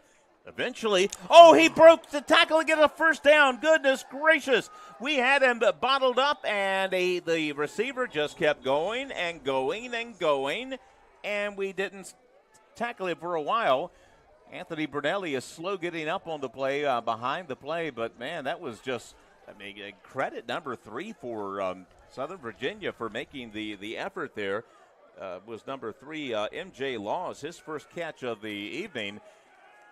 Cougars had 2 defenders right there to bring him down, but they could not bring him down. Fresh set of legs, and he'll get a first down. And I'll be honest, that was a little embarrassing there for the Cougars. Yeah, that one is not going to look great on film on Monday. Boy, it looked like Southern Virginia just kind of, punted without punting there. Yeah. Just threw a screen for 2 or 3 yards, and then it just goes for 17 yards. That's crazy. Yeah, they punted and still have the ball. Yeah. So a very impressive individual effort from Southern Virginia. And, even though, again, the game's long since been decided, but, man, that's a play you got to make on defense. You do everything right, get yourself in position, and you got 2 guys there, tackling him dead to rights. You got to bring him down. So the first down snap. Tailback gets the carry, looking for room to the outside, and he gets 1 missed tackle, but he won't be able to get away from all of them. We missed about 3 tackles on that play, but eventually brought him down due to good pursuit by number 33, Blow Blankenship, and we'll see what the flag is all about. The flag is in the defensive backfield, which is a very odd, that's close to the line of scrimmage, again, the way the play went. They're going to wave the flag off, so disregard. Big tackle for a loss by Blankenship, and it'll set up a 2nd down and very long as the new line of scrimmage is the Cougar 33-yard line. So it's about a 2nd down, about 25 here. Yeah. They'll tighten up basically a 4 tight end formation out of this set, the way they've got it bunched up here at least. They're going to let some more time run off the clock. Again, they're going to get out of here with a win. Straight drop back this time. Flushed out of the pocket. Cox fires, looking way downfield, incomplete, and he was just throwing up a sort of a semi-Hail Mary there. And the pass was, about 5 yards overthrown. 2:33 left in the ball game, and it'll be 3rd down and 25 for Southern Virginia. Still going deep. You'd think at this point maybe it would just be inside zones up the middle. But yeah. Still going for it. Well, this is a team that's taken their lumps for many years, and they feel like they get a chance to dish it out a little bit. For sure. Can't really say I blame them. But it'll be 3rd down and 25. Get 2.5 minutes left in the ball game. 46-16. Southern Virginia has had it their way most of the afternoon and evening here at Averett University. Same formation, kind of a bunch tight end set. Straight drop back. A little pressure up the middle by the Cougars, and we're going to get a sack. Their 53, Chavis Martin out of Martinsville High School, where he played for Coach Bobby Martin back a couple of years ago. Gets a monster sack, and it is now fourth down and pretty much to the North Carolina line for the first down. Chavis Martin, the smallest guy, height-wise, on the Averett defense at 5'8". He's able to get the nice sack there. Remember him in high school. Coach Martin would drop him between DT and DE, defensive end, basically 4 technique or 3 technique. And he, wherever he went, we tried to run opposite of him because he was a player. Yeah. As it turned out, he didn't have an awful lot of other good players on that team. But, wherever he wore 53 in high school, too, I remember. Wherever 53 was lining up, we were running the opposite way. We didn't have anybody that could block it. Basically. Yeah, I mean, you realize how talented you have to be to stand at 5'8", going up against 6'2", 6'3" guards. Yeah, and starting for a college football team, you got to have some. And he was good. I mean, he could shed blocks at the high school level. He was hard to deal with. Yeah, that has been one thing that Averett has done really well today, has been putting pressure, especially in the second half. Second half, we got a lot of pressure. First couple of drives, it was rough, but, I mean, they've been able to get some pressure here down the stretch. Yeah, Watson, for the longest time there, did not have anybody lay a finger on him. But really late in the first half, we got to him a couple of times. And in the second half, I think we've gotten maybe 3 sacks. Yep. That was a big one right there. And it'll, again, be fourth down. And if you're scoring with us, they're at the 45. They got to get to the 8. So that's basically 4th and 37. That's a long ways. That's what we're trying to say. Yeah, that's definitely a while away here. I like what you said, that North Carolina line. Yeah, heading south. Yeah. I mean, we're about, 10 minutes from North Carolina? So there you go. Sounds about right. Yeah, we're right in the northern reaches of Danville, but Danville's a city, if you're not familiar with it, but a bunch right up to the North Carolina line. They're going to have Campbell return this punt. Yeah, first time he's been a kick returner. A little pressure from the Cougars. It's going to be a high, and it's going to be fair caught by Campbell at about the 10-yard line. So the Cougars will have one last chance to try to get some offense going. 1:52 left in the ball game. Cougars are going to be on the wrong side of the score tonight, but again, we're looking for a momentum to take with us to Washington, D.C. next week to take on Gallaudet. And again, it's a school for the deaf. It was founded like 150 years ago, and some very prominent scholars who are deaf have gone through there. And because it's in D.C., you get a lot of diplomats and whatnot to go there. And it's really amazing to watch them play football. They have a huge bass drum on the sidelines because they can't hear a snap count. And they go by the vibrations of the bass drum. Yeah, when you told me that during one of our commercial breaks, my jaw was on the floor. I mean, that is really interesting. It is very interesting. Yeah. Short pass incomplete on a slant pattern. And the coaches are of course, versed in sign language, American Sign Language.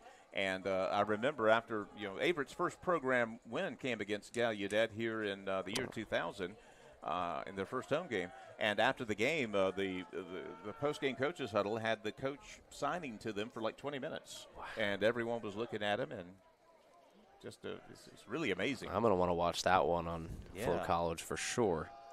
This one's a Hail Mary to the right, incomplete. It'll be 3rd down and 10.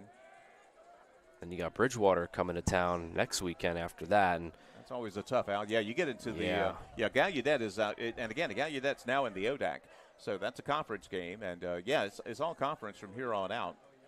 Averett played Bridgewater last year, obviously lost 63-7. So, and that was with a lot of their returners. Now, young team, that's going to be a big test for the Cougs. Yeah, ODAC is not for sissies. No. It's a good conference. 3rd down and 10. Ross with a one-step drop, looking for a receiver, incomplete. He was trying to find a slant pattern about 15 yards downfield. Pass was too tall. 4th down, and with 1:36 left on the clock. Cougars might go for it here, and if they don't get it, expect Southern Virginia will do the gentlemanly thing and take a deal and get out of here with a big victory. Yep, this could be the last real play of the game here, Chuck. They'll spot 3 wideouts to the right. Number 7, Caden Jackson is by himself to the left. Single back set. I believe that's easily next to Ethan Ross. Straight drop back. Ross looking to the right-hand side. It's caught ahead to the 22-yard line. I think he's going to be just short of the first down, though, unfortunately. That was a good-looking catch. That was a tough throw across the body, across the field. They're going to say he got a first down. Way to go. That was an excellent throw from one hash mark to the other sideline. That's about 40 yards in the air right there, and he put it on a dime. Yep, $1:13 left on the clock and a timeout. Let's see if Averett can start to roll here. Easily the tailback here. They'll put the trips to the left side, which is now the wide side of the field. Roth, another drop back. Cut block at the line. He'll roll against his body. It's going to be caught but out of bounds by Jackson. He did a good job to go up to the get the football, but there was no way he's going to stay in bounds because he had to really sky and vertically and horizontally for that one. And it'll be incomplete. 2nd down and 10.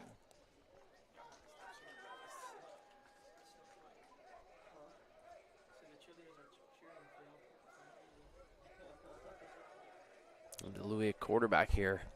Oh, it's the Louis quarterback. Yep. Okay. And Easley's in the backfield next to him. He fakes a short pass. Now will throw it medium, incomplete, in and out of the hands of Jackson. Right about at the first down indicator. It'll be incomplete. 3rd down and 10. I tell you what, if we were looking to practice clock management, we're doing pretty well. We've gotten 6 plays in about 30 seconds of game time here, and if you're in a 2-minute drill, that's pretty darn good. Yep. But they'll back them up again. The trips go to the left this time with a 3rd down and 10 for the Cougars. And the backup, Louis DiUlio from Charlotte, North Carolina. Senior is in the ball game now at quarterback for the Cougars. Could be a 3-man rush here. He might have some time. He does have time. He's going over the middle deep. It's going to be intercepted by Southern Virginia as he overthrew Jackson, his intended receiver. Oh, that is not. Jackson got a blindside block against him, so there's a flag on the play on the return, so this will all come back, but it's going to be all academic because that's going to be a kneel down here, and that'll be the ball game. But Jackson, yeah, he got blindside blocked, and used to be legal, now it's not. They've changed the college rules to where you can't do that blindside block. Basically, you have to. If that guy's if he can't see you, you can't clean his clock like you used to be able to. Yeah, I'm all for old school hard-nosed football hit sticks, but you got to read the room there. I mean, it's 46-14. Exactly, there's 30 seconds left. I mean, there's no reason to take a hit like that. He just threw a Hail Mary up, and you got the pick. Let your guy get the. You don't have to do an ambulance block. No, that's not the play there. They'll back him up from where the penalty occurred at the Cougar 38-yard line, and so again, I expect we'll just see a victory formation here from Southern Virginia and a very impressive victory for the visitors from Buena Vista. Yeah, like you said, we're going to be keeping an eye on them for sure. You see if it's one of those games where you look at it and you're like, well, that's a bad loss today, but is it a bad loss 6, 7, 8 weeks from now? Yeah, you just don't know. Yeah, when they're ringing up a 6-4, 7-3 record, this loss is not going to look that bad. I think. I mean, yeah, this is today has been a very crisp football team. They will line up in a shotgun with 2 wideouts to the left, so not exactly victory formation, but got to give credit to Coach DuPay as well. Oh yeah, no Neal. Hand it off to the tailback, and he's going to get what he can to the outside. Cougar safety comes up, makes a tackle about 8 yards into the play, and they'll say the clock's going to keep rolling, and they do not have to run another play here, and I suspect they won't. Why are we stopping the clock? Oh, boy.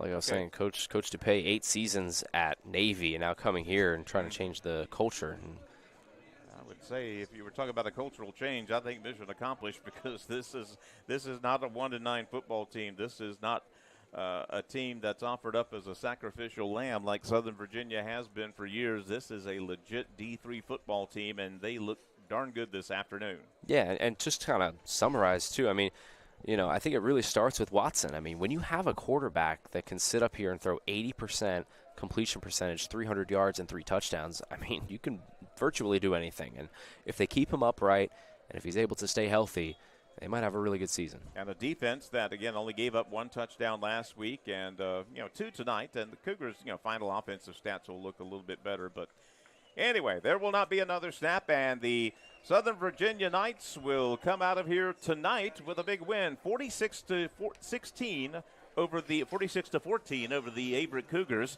And the Cougars will fall to 0-2, and they will have to wait another week to try to get their first win of the year when they head to the nation's capital to take on Gallaudet. Congratulations to Southern Virginia for a very impressive performance this evening at Frank Campbell Stadium. For Thomas Haney, I'm Chuck Vipperman, and we will talk to you in a couple of weeks at the next Averett home game here on the Averett Sports Network. Enjoy the rest of your weekend.